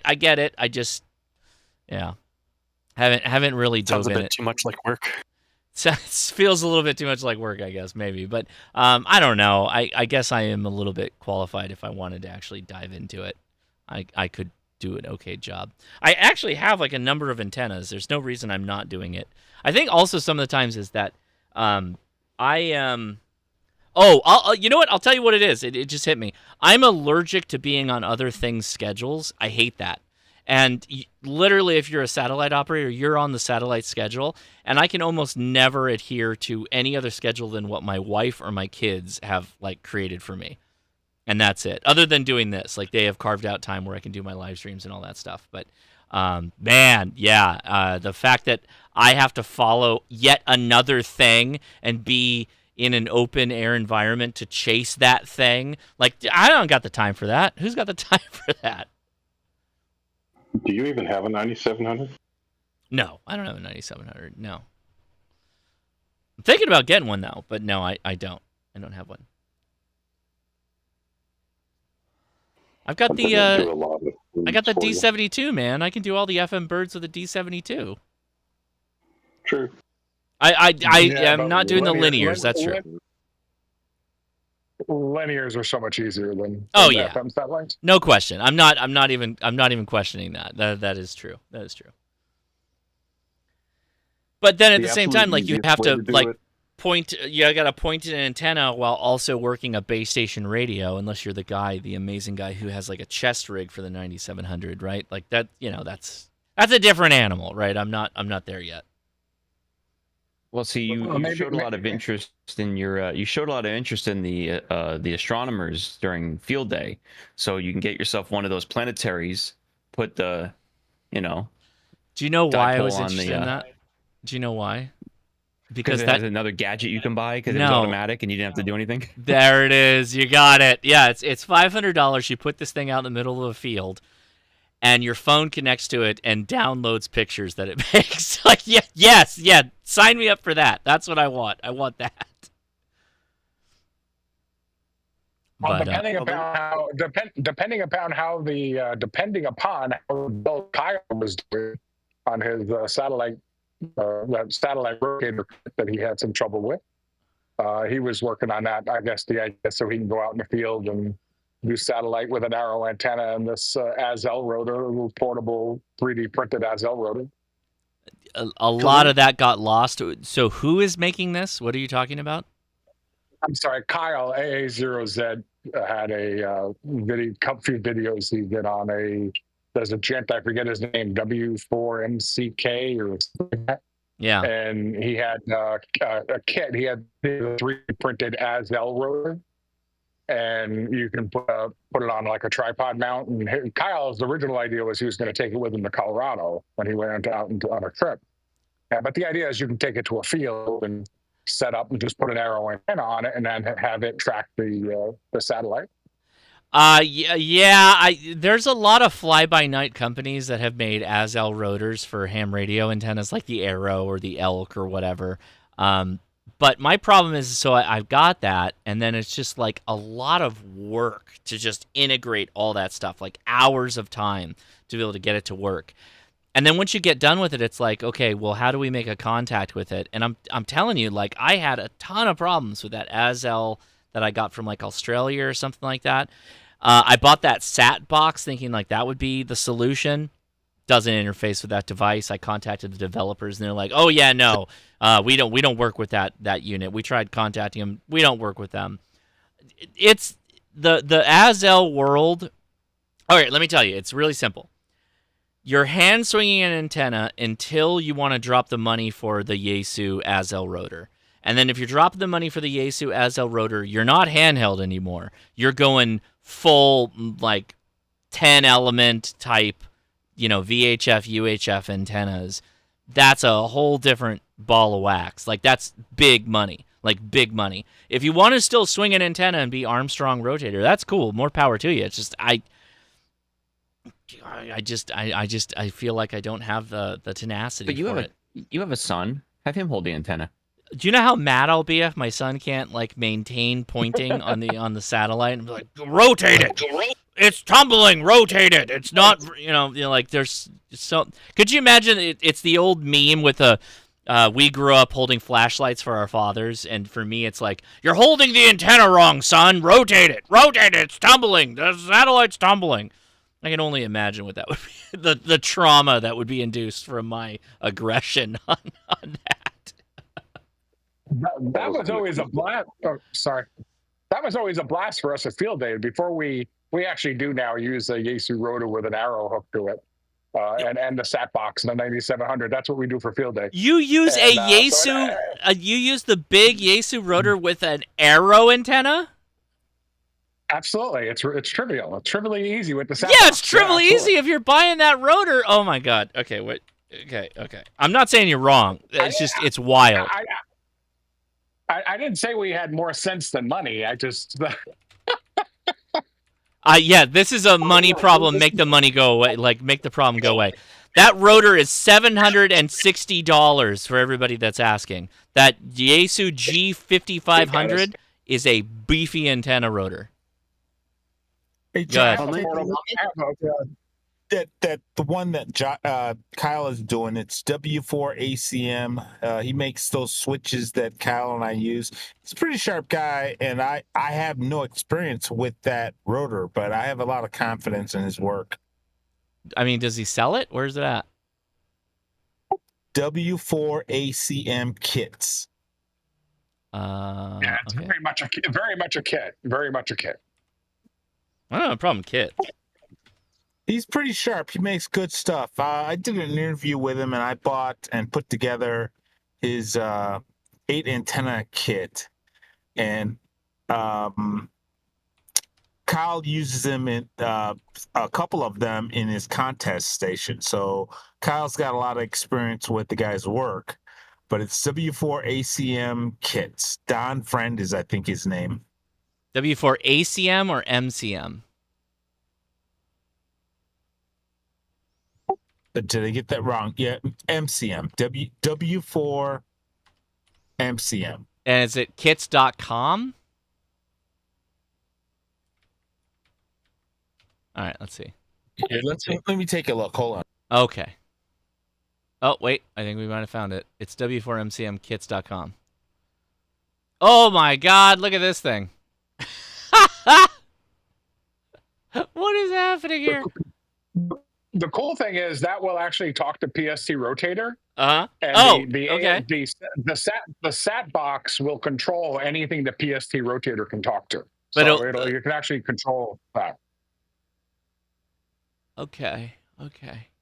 I'm kind of sorry I started this rabbit hole because now Josh. No, it's just like how much are we talking about for this thing? Where do we buy this? Oh, it's $320. I mean, that's not total. Okay. Yeah, purchase request. Go ahead. What are we doing here? All right, I'll figure this out. I'm not doing this live. But yeah. Love to do the satellites. But also I don't know. You just got done telling me you can't stand doing the satellites because you don't want to work on their schedule.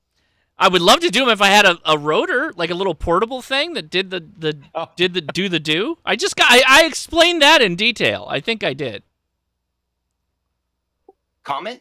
In 1 second. So Tony is our astronomer friend, our astronomer ham that came out to field day, and he's like, I need to get a commission from ZWO. Did you get your C-Star S50 delivered yet? I have not bought it, Tony. I have not bought it yet. Not because I don't want it. It's just I don't have another camp out yet or something where I will immediately use it. So it's going to sit there. It's not going to, well, it won't sit there. I'll put it up in the backyard. But at the same time, it's like I got to have some kind of like, yes, this is why. And then then Leia will not be mad. No one will be upset. And you're like, oh, yes, he had to buy this. We had to look at nebulas And he had that was the only way. So yes, C-Star is on my wish list. It is. It's in the cart, if you put it that way. Yeah, send me your affiliate link. I'll buy it from your affiliate link. It's educational. Leia, I'll go for it. Oh yeah, Leia. Yeah, no, she's all on board. Mark, you had a comment. Go ahead. Yeah, it might be time to do a little collab with Gabe from Save It for Parts. He does a lot of satellite work with stuff he just gets out of the trash. He says he doesn't know what he's doing, but man, he's a pretty sharp little cookie. So for anybody out there looking for satellite stuff, check out Save It for Parts. Oh yeah, he's got a lot of good videos. They're a lot of fun to watch. I do like seeing his stuff. I sent you a link for one of his videos. Actually, his videos, like, you need to come to Hamvention. Yes, Shadow. I didn't hear a lot of that. You got like a background noise going on. I don't know what's happening there. I sent you a video for one of Save It for Parts videos a couple weeks ago. I still didn't get most of that, but something about a video you sent or something. So okay, all right, we got it. Mark, were you gonna say something? Me, Mark, or the other Mark? I'm good. I saw Soda Plus key up, so I don't know if you had something to No, add. sorry, my cat has a tendency to walk on the keyboard. Oh. And, I need to find a better key binding. But I call shenanigans. They never do that. AI5, go ahead. Yeah, I came in a little late. Did you actually do any Morse code today? No, we're just talking about it. We're just talking about why you should get into it. Were you commenting on the chat earlier? No. Well, okay. I asked you if you was doing Huntsville Hamfest. Yes. But I'm going to Huntsville Hamfest, so I'll see you there. Very good. Yeah, I love Morse code. I teach with the LICW. Ah, I love it. Very good, man. How's it? I mean, have the numbers like consistently just continued to go up, or where we're at right now with Morse code? Like number of students? Yeah, I mean, sure. I have good attendance.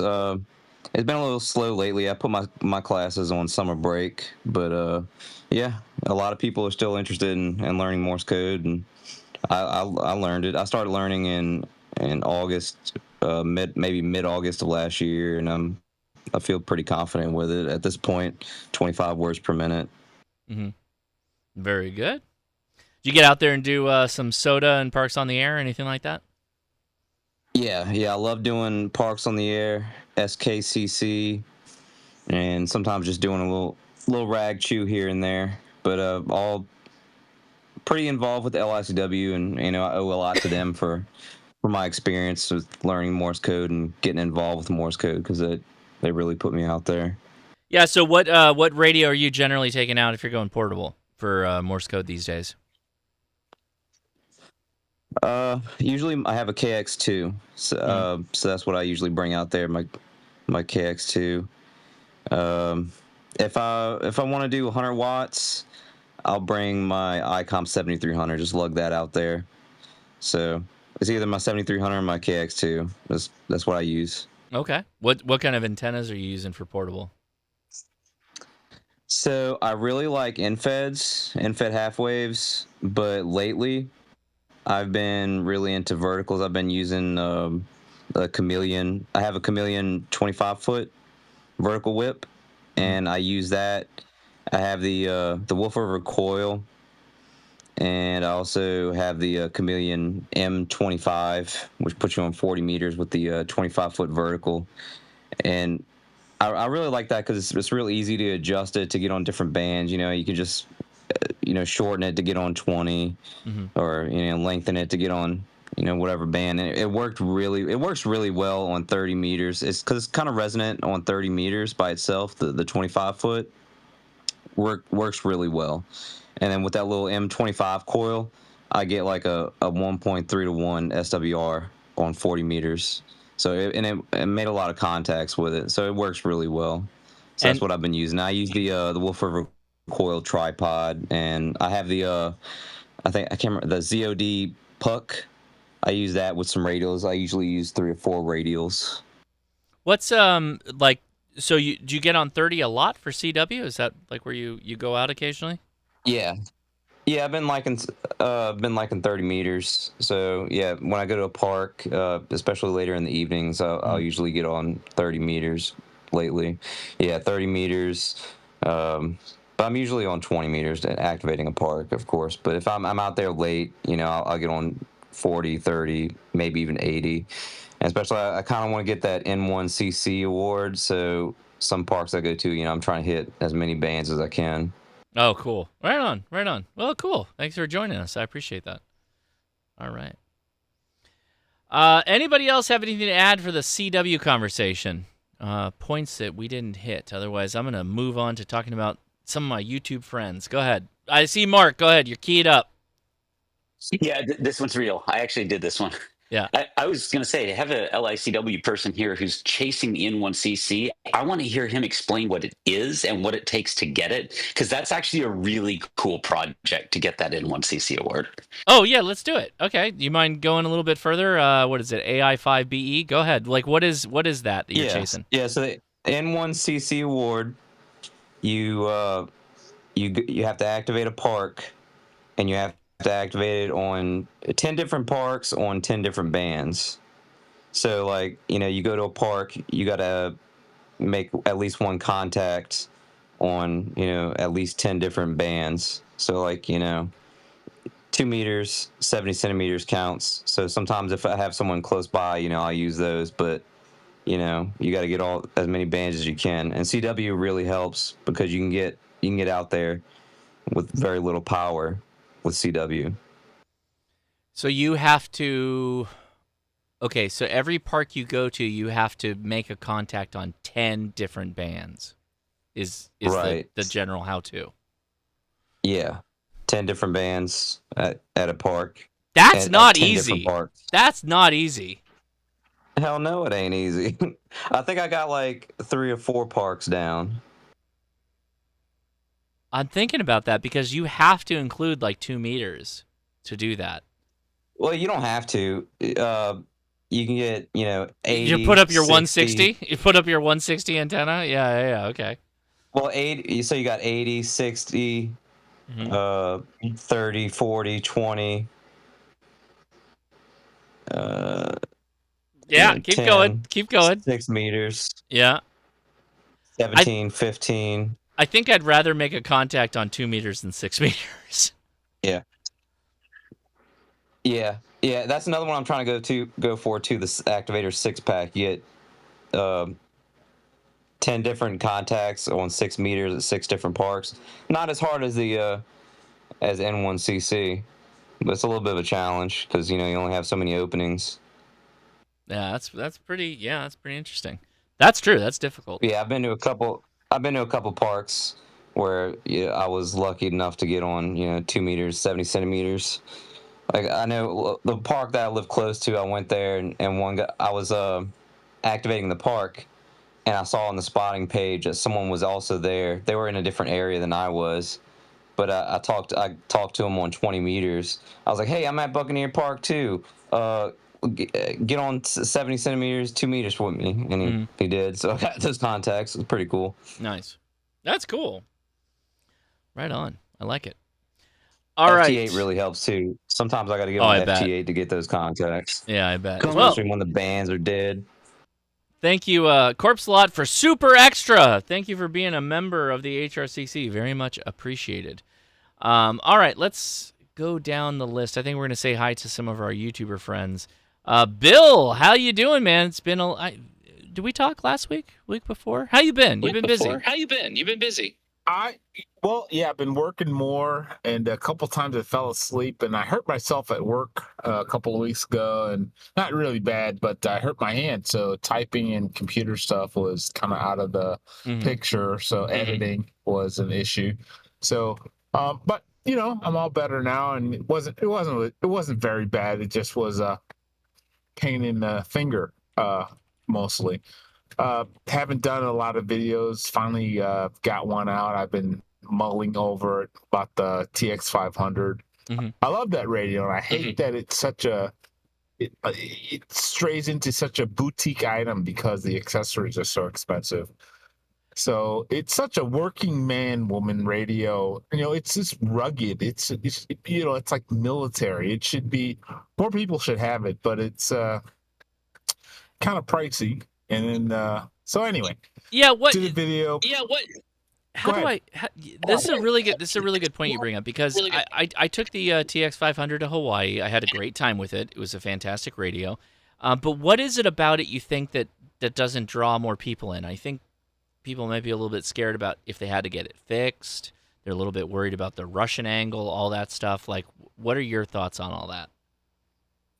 All that plays in, right? It's so it's a Russian radio, and some people don't like that. It's far away. At first they didn't have local repair, which they do now, and they're pretty quick. Like I had an issue with mine, a known issue with mine. Every radio has its dirty little secrets, right?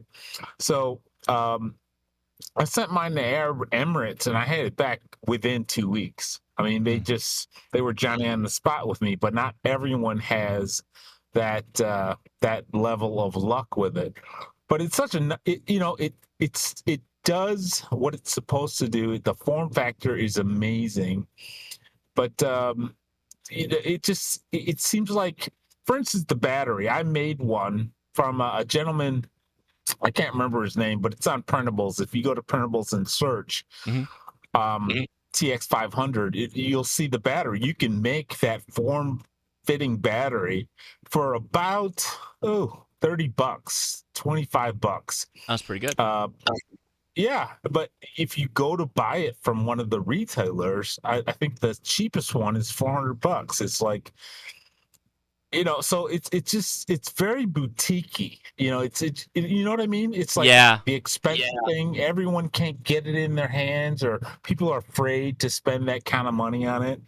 And anyway, I did a video about it, correcting some misconceptions, maybe, or things that I thought that I should say. And moving on with the Green Ham Machine, and looking forward to Huntsville. Thanks for the shout out. Glad to get here with you guys. Yeah. By the way, I'm Bill. Yeah. Ham Radio Tectonics. Call sign Keel 0 Whiskey Hotel Whiskey. And love hanging out with you guys. And sorry I missed a couple of weeks. Right on. Well, it's good to have you back. I appreciate seeing you and talking to you. And yeah, very good. All right. Next is the Broke Ham, K8ARH. How you doing, man? I'm doing all right. It's funny. Right before your live stream started, I told Jason, Ham Radio 2.0, that I'd buy his QMX kit. So got to learn a lot about it tonight. So that's good for whenever he gets to ship that out to me. You should have bought a TX Commander too. I didn't see that. And I don't want to speak for Jason, but I don't think he's famously like a QRP guy. Like, so I know he got the FTX field, and like he has the Optima kit, and it's like, okay, that makes sense. But he's a 100 watt POTA kind of guy. Unless Mike, am I saying the right thing? I think so, right? I don't know. We don't live close enough together to monitor each other's POTA activations. Well, you've POTA'd with him more than I have POTA'd with him, and I don't think he's doing it with QRP. Every once in a while, I can't say I've ever done a QRP activation with him other than at Montesano. Okay, yeah, but yeah. Well, either way, he had already bought a completed kit, so he had an extra kit, and he was like, "I'm not going to build this because I already have a completed one." So. You're telling me he didn't build it on his own? Yeah, right. I'm just kidding. So yeah, he's we made a deal, and I'll be getting that. I'm excited to build that. Had a couple of POTAs recently. One got cut short by the landscape crew. Other one, I took on my lunch break, was turned into a 3-hour lunch break, and I still failed the activation.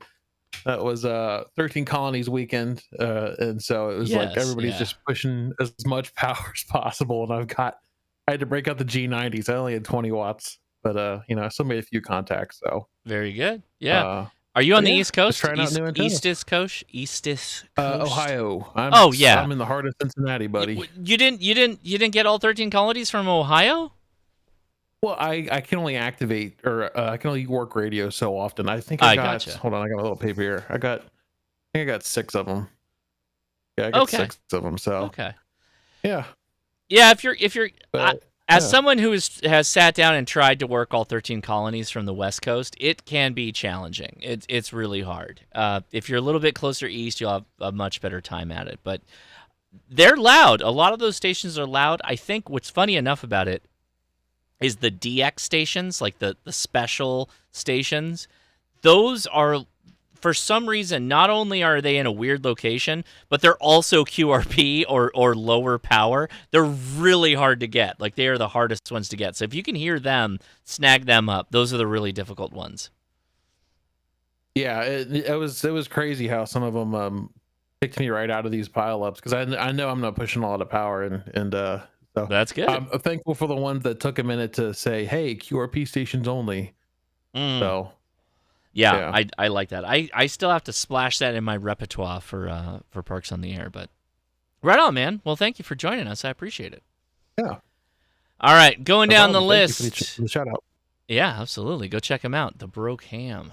Next is, I think, going down the list is K6ARK, the man, the myth, the legend, the wizard. Adam, how you doing? I am doing well. I'm wore out from spending a lot of time in the sun and catching a lot of fish and doing a little backpacking in Idaho. Took the week off last week and had a little vacation up there. And that was as I mentioned at the beginning of the stream, or actually on the main live stream, that was my 2X mountain goat activation. So I filmed that. I'll be editing that up at some point when I have some time, and we'll get that out there. And then I don't know if you want to mention it, but backpacking next weekend. Looking forward to that. Yeah, I don't know what the live stream is going to look like next week, if at all. I'll have I guess a video pre-cached, hopefully, if I can't go live. But Adam and I and my boys, this will be the 3rd year, dragging them out into the field and getting them dirty. By the way, they have no problem with this. They're totally on board. They love hanging out with Uncle Adam. There's like one of their favorite people. So the fact that they get to go fishing with Adam and all that stuff, they're very excited for. So we're all very excited. Next week, I hope we can go live, but I don't know, Adam. What's the over under you think on going live from where we're going to be at? Slim to none over cellular, but if there is any chance of getting our hands on a Starlink, we could bring that in. Oh, so I don't know if Mark's still around, but I'll throw that out there. It's portable enough that we could probably carry it. Yeah, I could carry it. Yeah. I can carry it and power it.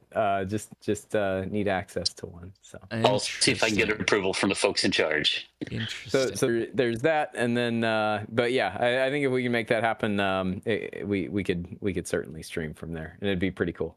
Okay. Yeah, because I don't think the cell signal will carry it all. There's no way. Like looking at the map, like there's mountains in the way of where the cell signals will be. We're well away from that. Yeah, it's a rough spot. Yeah, but it's gonna be fun. And Edison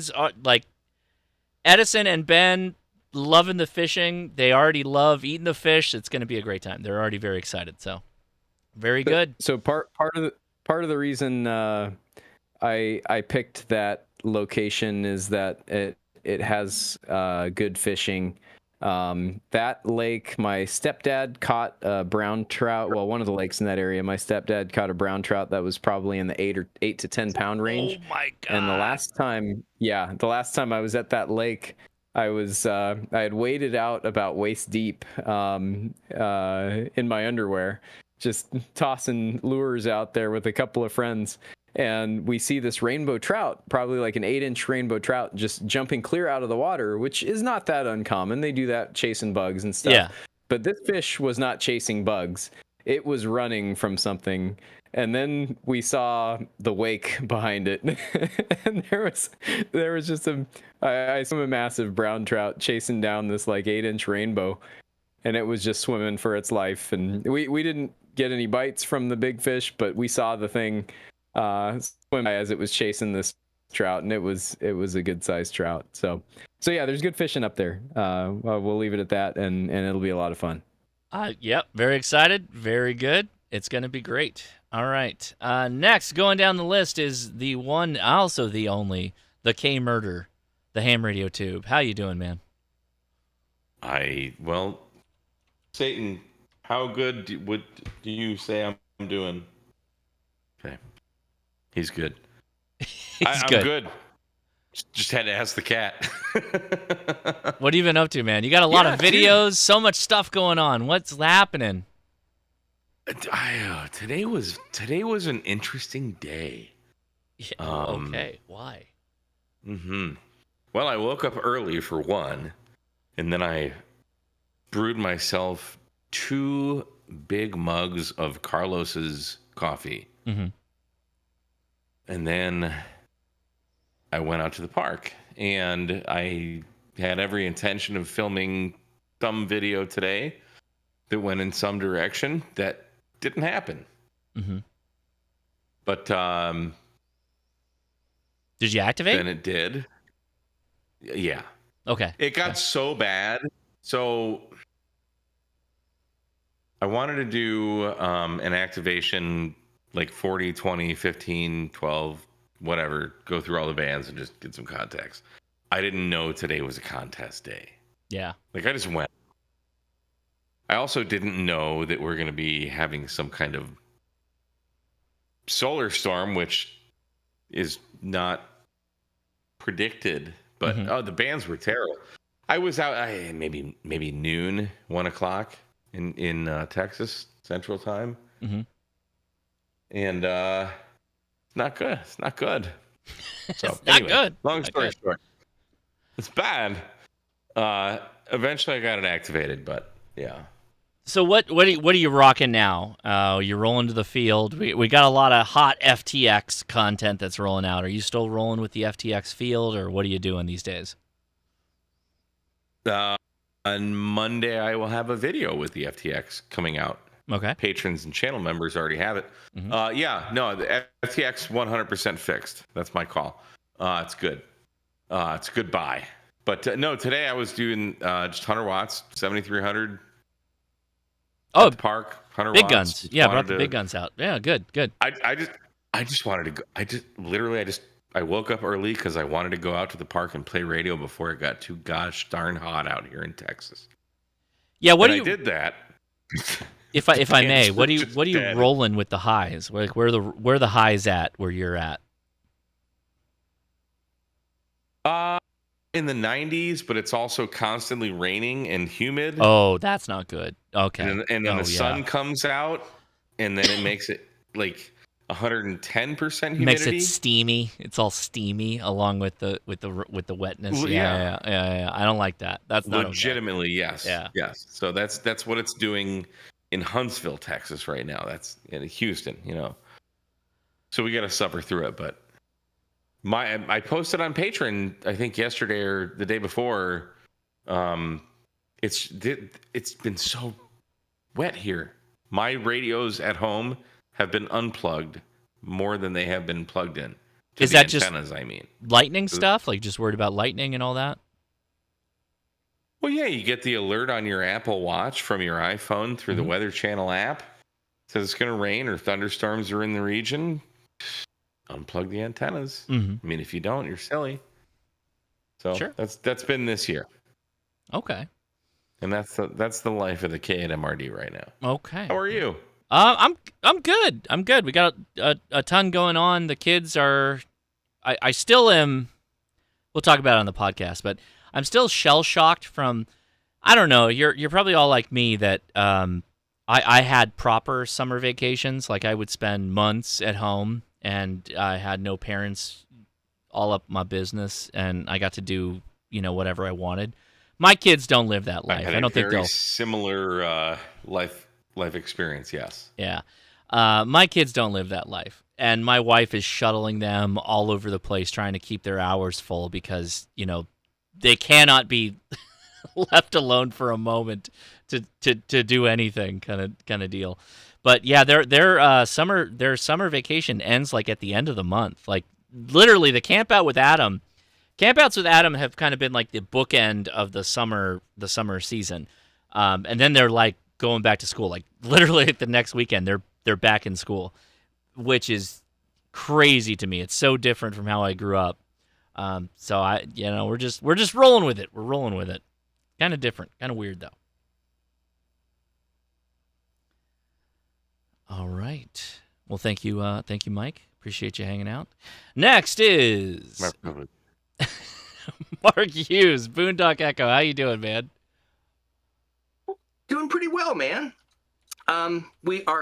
We're still trying to get over the hump, get that new site out there so we can start selling direct to customer. Mm-hmm. Some of our commercial clients, we've got a fire department or two that prefers using us.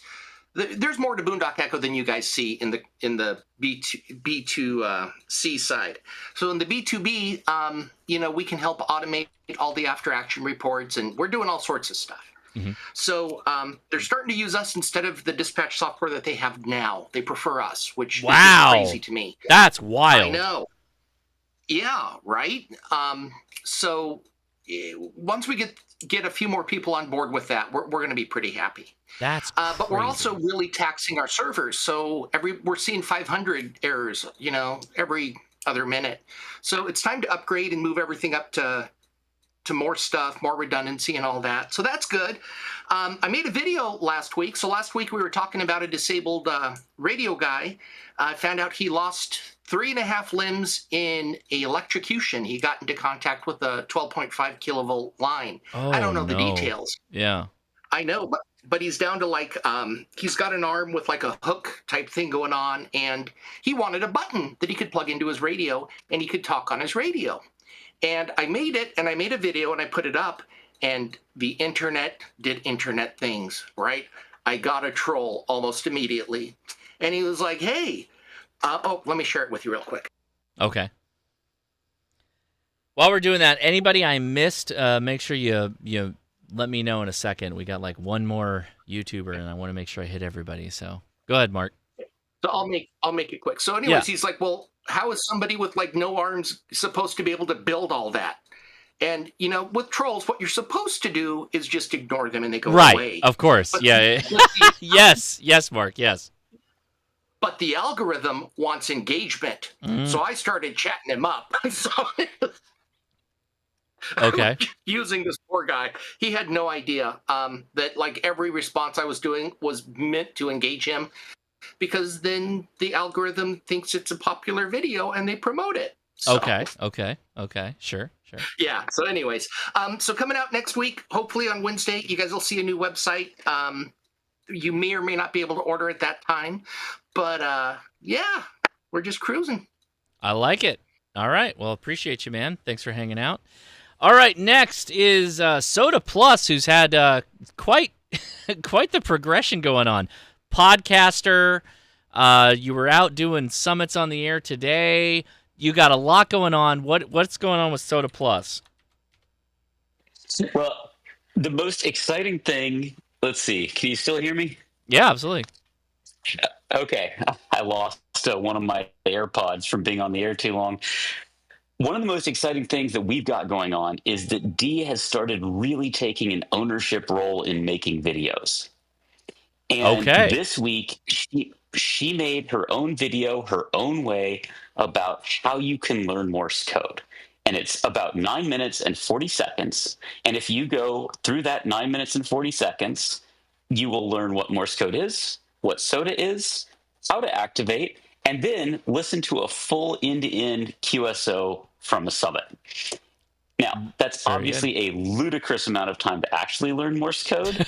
Right. But Dee does a remarkably good job of making it accessible as an entry point. Mm-hmm.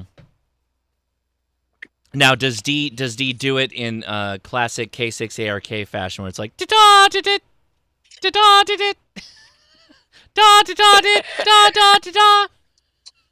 Does she give you the full audio spectrum of learning CW? Yeah, it's got some good CW in there. I think it's worth a listen. And what makes it unique is Dee doesn't approach it as do Morse code so that you can do radio. She approaches it as do radio, but only because Morse code is so cool that you'll eventually want a radio so you can use it. I did listen to your podcast that dropped this week, and I found that part of it fascinating. She's almost like a curator of languages, and she's like, well, if we're going to use this language, we must be on the radio because that's where they use it. She's like, well, if I have to do this, I will. It was very interesting, the conversation you were talking with Ara about the whole concept of the way she learns, which, yeah, it's totally different from a lot of hams. They almost look at it as like, I got to get this out of the way to like get on with this radio thing that I want to do. And from her point of view, it's like, no, I wanted to learn Morse code for the actual value of learning it, which I was like, oh, that's a really, I guess, better way of doing it. But I don't know. What do you think? She finds it very relaxing to learn languages. And I've been learning from her that if I don't stress out, if I just enjoy the journey and being with people through language, all of a sudden it stops being hard. Because it doesn't matter if you miss a word in a regular conversation. You know, you have cell phone drops for 10 seconds, the conversation goes on, right? Right. Missing a word doesn't matter. And that's true. The way Dee has been approaching this is just enjoy the conversation. Yeah, I like that. I did have a good time seeing Dee operate Soda on the on the mountain last couple weekends ago. That was a lot of fun. So yeah. Yeah, and my guess is everybody saw this in your video, but of course Dee has a pathological opposition to using voice for anything. And the only easy way to get Adam was on 2 meters. And so we jury rigged a system where Dee used the side tone of a KX2 to send Morse code into an FMHT. And then on the other end, Adam went it directly into his HT. And ridiculous, but it worked. It worked out really well. So that's a big part of the channel right now is encouraging Dee to own Morse code and celebrating it her way. And then, of course, we have the podcast where you and I have discussed this extensively. We're trying to up the audio quality, up the engagement, and figure out how to make it a really professional production so that people can enjoy learning about Summits on the Air and beverages and everything else we do. Yeah. And I don't know that I'm qualified to answer that because my podcast is just my wife and I with 2 microphones and we just record it. So I don't know that I have a lot of advantage other than just we've been doing it for a long time. So in that sense, I guess it's kind of value added. But, you know, we have some thoughts there. But no, you guys are doing great. And I loved the juxtaposition of the 2 microphones in the last one. So if anybody is curious and you want to help out with audio, go to Soda Plus and check out their podcast they did, and then you can sound off in the chat on what you think is the best sounding microphone, which I have my thoughts. I definitely have my very clear thoughts on which way to go, but we'll see what the comments say about that. Well, and do it this week because we are about to make a purchasing decision. Yes. The next 6 days are your chance to get your voice heard. Yeah, right on. Okay. Well, thanks for joining us. Well, thanks for all the advice and the help, Josh, and the opportunity to hop on here and be part of it tonight. And you were a great contributor to the video too. The live stream was great because you had all kinds of single sideband stuff. I was like, oh my god, it does all this? I didn't even realize that. But yeah. Adam, go ahead. Were you gonna say something? Yeah, I just wanted to chime in and plug Mark's video because I thought it was, or Mark and Dee's video. I got to give Dee credit there because she did a fantastic job with that. I really enjoyed watching and listening to that this morning or yesterday whenever it popped up in my feed as I was in camp in Idaho. So go check that out. It's well worth the watch and listen. Thanks a lot, Adam. Yeah. All right. Well, thank you. All right, who did I miss? Who's a YouTuber I missed in the list here? Did I miss anybody? You missed me, Josh. Oh, Lars. Yeah, damn it. I did. How you doing, man? What's going on? Well, currently I am eyeball deep in Meshtastic nodes right now. Trying to make them as quickly as I can. So, I think I still have a screwed up link for you. Where's your YouTube link? Can you drop me that so I can pull it up? A ham radio journey. Oh, that's right.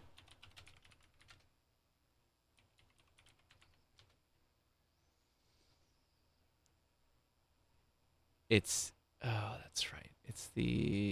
There it is. Okay. Yeah, so what's going on? So you're now fully invested in the Meshtastic space. Like I've got your solar node on the roof.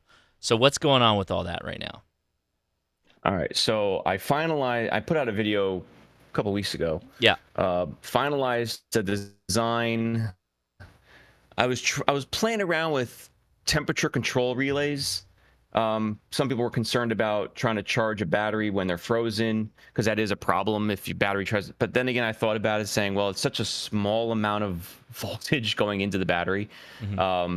If the situation does arise where it's on a roof, the sun is out, beating on this thing, and somehow the batteries are still frozen, if anything, it'll just reduce the lifespan of the battery. So I don't think it's going to cause a problem. All the research I did. Yeah. But I was trying to get this temperature control relay to work, and I was moderately successful, but it was a janky configuration. So I stopped that, went back to a simpler setup, the one that you see there, the one I sent you basically, just cleaned up and a lot more neater.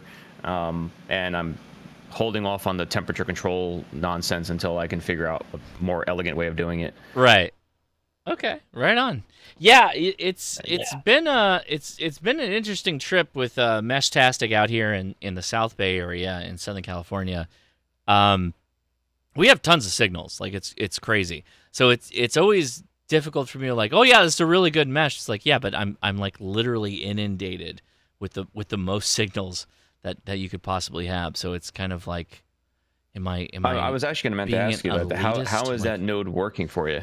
Great. Like it's always 90% or higher on charge sense and capability. I have I've had no problems. It's since that video was put up, literally installed it, haven't moved it and haven't touched it.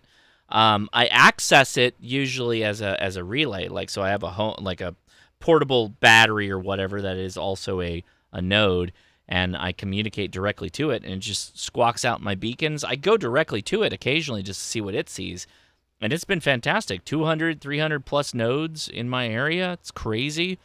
I guess that's the best thing you want to hear, is that like no problems. It works fantastic, and it's been up for months, right?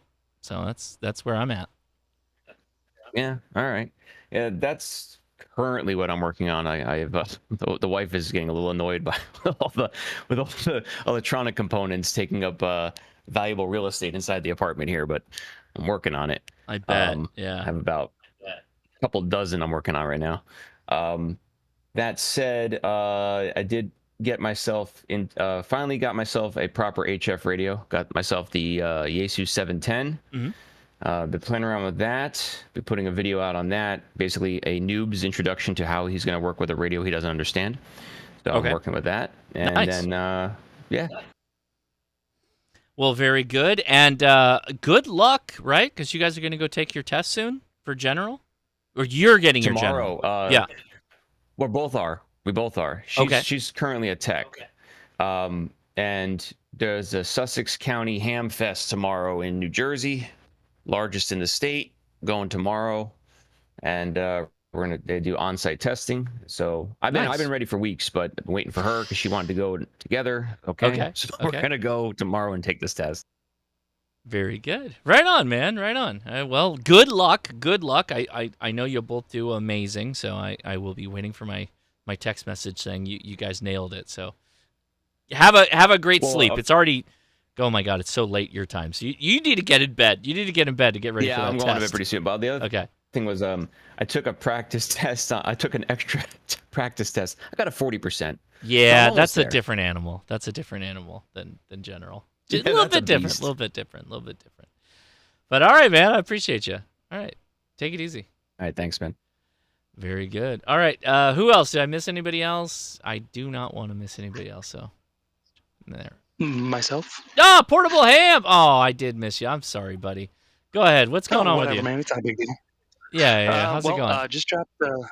Just dropped a video, probably just a couple of days ago on QRP versus QRO for your first radio. And then I got another video coming up on an antenna review, and it's more going to be doing like whisper testing and testing out the HOA buster that I'm going to be doing. So actually seeing performance of the antenna, not just like, hey, this thing works. Seeing how it actually works. How are you testing it? How are you testing? Our current. Yeah, So what's I'm gonna be your doing a testing whisper process? testing. Whisper specifically. Okay. Yeah. Well, yeah, I'm going to be testing it with Whisper specifically. Like, I understand it's still iffy, but like that's with showing as much as I can with the Whisper testing to see what it's actually able and like how it's going to perform. And I'm going to put that up against my my off-center dipole, and so you can see the difference between having like, okay, well, hey, my off-center dipole, this thing's up 40 foot in the air, against like something using your gutters as a radiating element, which, hey, some people don't have a choice. Just like we had the gentleman earlier that was talking about how he has his antenna, his fed set up as like kind of like a L. Like, you got to do what you got to do to get on the air, man. Sometimes the setups aren't the best. That's true. Yeah, that's the right that's answer. what I got. That's what I got going on, man. Other than that, I am whooped from having a rough day at work. Yeah, I had a tough week as well, so I'm largely just relaxing until tomorrow. But yeah, I appreciate you. Appreciate you hanging out. Same, I get you. But hey, thank you so much. Right on, man. Cool. All right, I think I am going to wrap up right about this hour because I got to go do some stuff around the house. We still have to record the podcast, so I got to go do that. And my kids are not home, but I feel like I have not regenerated. I expected to just wake up in the morning and be like, yes, I'm full of energy from my children being gone. Did not work out that way, but maybe it's because it was only one day. So, I don't know.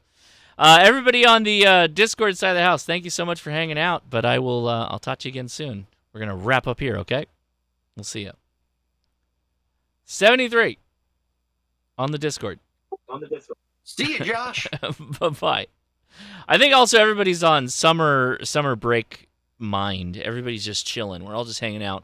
I imagine most of those people all just had Mai Tais in their hands. So, all right. So everybody listening right now, if you haven't done this, we're gonna do an antenna recommendations video. So you're watching this. It's just you and me right now. If you have not submitted and you want me to recommend an antenna for you, right, based on your property, you need to email me, and this is very important, okay? This is very important stuff. It's josh@hamtactical.com, and the subject has to be antenna recommendations from Josh, okay? Antenna recommendations from Josh, because that's what I use to sort them. And in that, I want you to tell me what your goals are for the antenna, what your budget is for the antenna, and for most HF folks, I'm going to need an overhead satellite image. So if you use Google Earth or something like that on your property, don't give addresses or any, important data or anything like that. Just, cut it out, use a snipe tool or whatever, and then put that in the email, okay? Need to have that. Antenna recommendations from Josh at josh@hamtactical.com. We'll do that in a couple of weeks. Again, we already mentioned we're going to be camping with Adam here this next weekend, which I'm very excited for. Maybe I can relax at that exact moment, but we'll see how it goes. Everybody else, thank you so much for watching. I really appreciate you. 73. Take it easy. Enjoy them memes.